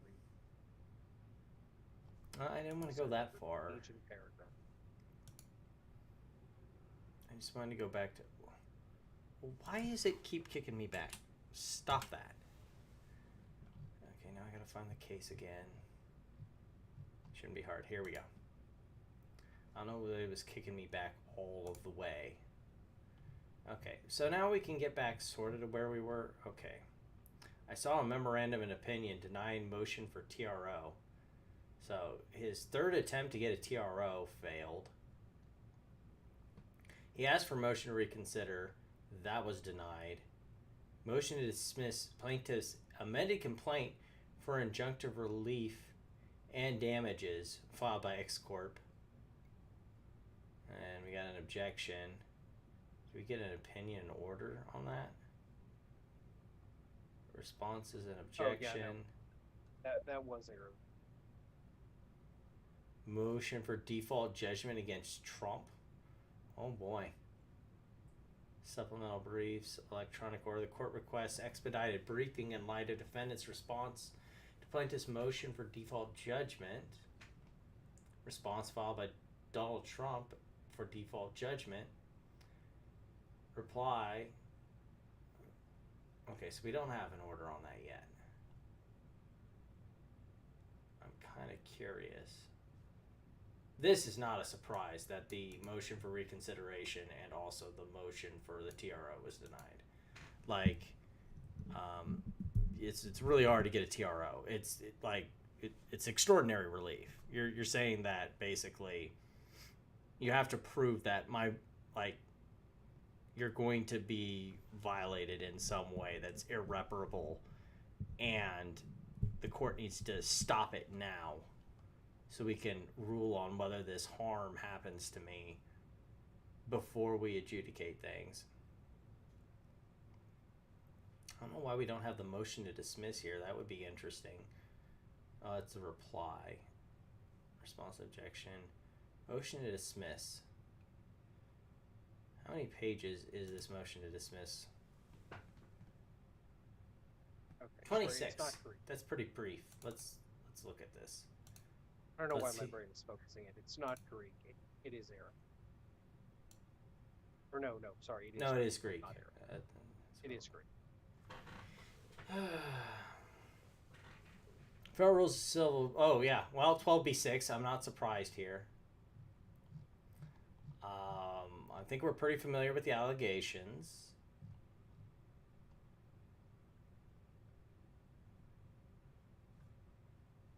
Oh, the TOS, the relevant TOS contains a limited liability provision that states X Corp shall not be liable for any indirect, incidental, special, consequential, or punitive damages, whether incurred directly or indirectly, or any intangible losses resulting from your access to, or use, or inability to access or use the services, any conduct of any third party on the service, including without limitation any offensive or illegal conduct of other users or third parties. The limitations of this subsection shall apply to any theory of liability, whether based on warranty, contract, statute, or tort. Correct me if I'm wrong, Joey. You can have a contract where you can stipulate such things as, like, say, arbitration or things like that. And you can, to some extent, limit liability, but negligence or just straight up just violating people's rights, like you can't, like, the arbitration clause. This isn't an arbitration clause. I was just kind of use it as an example of things that you can write into a contract, but like, yeah, you can't. I don't know how enforceable that paragraph is what I'm saying. Yeah, we're saying that we can't. Yeah, like I get that they're saying that if some third party does something, we're not liable if they do it on our platform. That's like saying that you can't hold the YMCA accountable if someone stabs you in the YMCA. That makes sense. But if the YMCA does something to you, you have legal recourse. I mean, are you reading that paragraph differently than I am? That they're trying to say that if the YMCA does something to you, you don't have legal recourse? I kind of find that to be bullshit. I don't know what your thoughts are about that.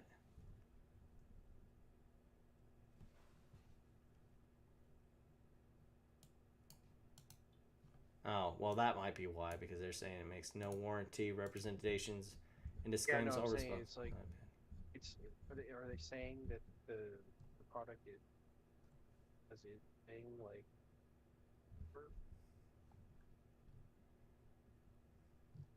They're saying there's no warranty, no guarantee.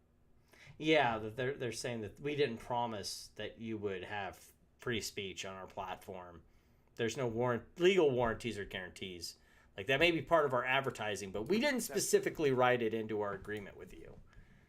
Except for the part where you said that's secretist.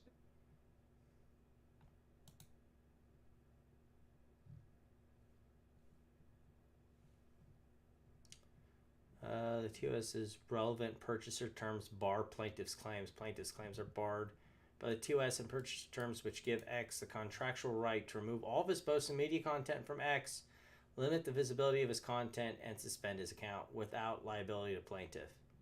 This is all true. The question is did you do it because you're the corporation, or did you do it because of your government entity exercise? Like, this is what's really hard to parse some of that, like, almost sov-sit level conspiracy theory going on. Is, like you said, Joey, there's like a kernel of things that work here, and X is just trying to cut right through that and be like, look, he rambled on for 100 pages, like, to the point. We can get rid of him and do all of these things. It's right there in the TOS. So all of this is irrelevant.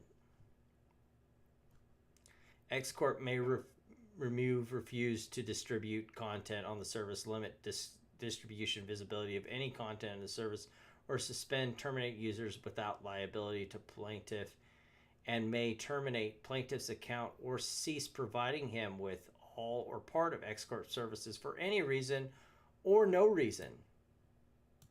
Well, yeah, I think what it boils down. I mean, but You make them read. So, I mean, corporations get away with it. Yeah.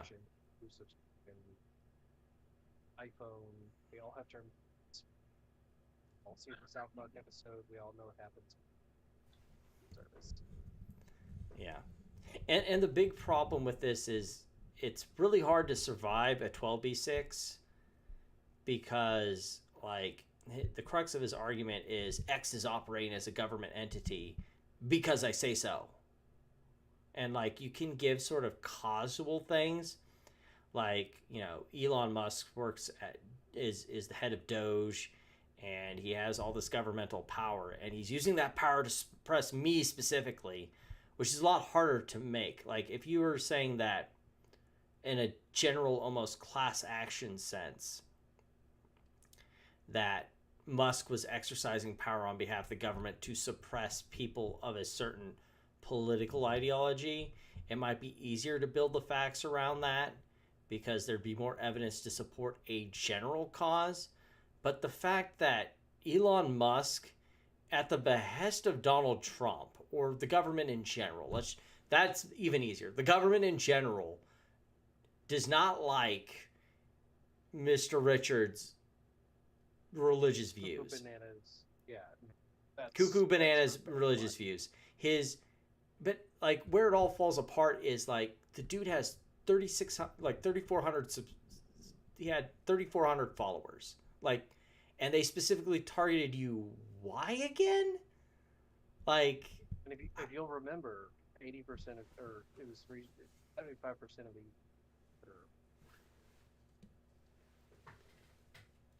or is it 75% of posts are bots? I can't remember either. But so there's a good chance he doesn't. Yeah, I just don't think that there's really like enough there, if you know what I'm saying. Like maybe in a class action sense, you could make an argument maybe that, you know, Elon Musk is at the behest of the Trump administration suppressing certain views that the Trump administration does not like. And it'd be not hard to make that argument, considering Musk undoubtedly, and he's admitted as much, had official government capacity. However, that specifically you in particular, you person on the internet with less than 10,000 followers is being subject to being targeted by the government. Yeah, so we're not even to the good question I was asking about earlier. Mm-hmm. The one like real question that we might get, which was Elon Musk actually part of the government? Yeah. That's not true because it's just going to get on with 3,600 followers, most of which were probably bots.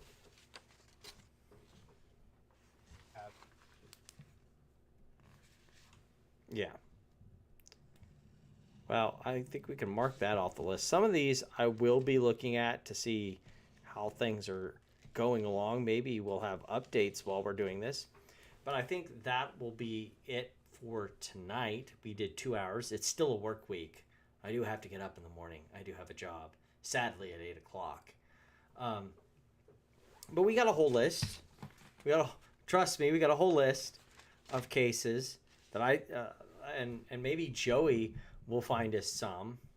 And maybe we'll have some more loot box cases where we can bring out the whole treasure chest opening montage that I did last time I bought one. But, you know, maybe Joey, I gave you the link to the search I did. Maybe you can find some cases that would be of interest. But we'll be doing this every week till the end of the month, the X Corp files. So I figured that would be kind of a fun sort of Halloween themed thing to do. But I think that's going to be it for tonight. And we'll see you next week for more from the X Corp files.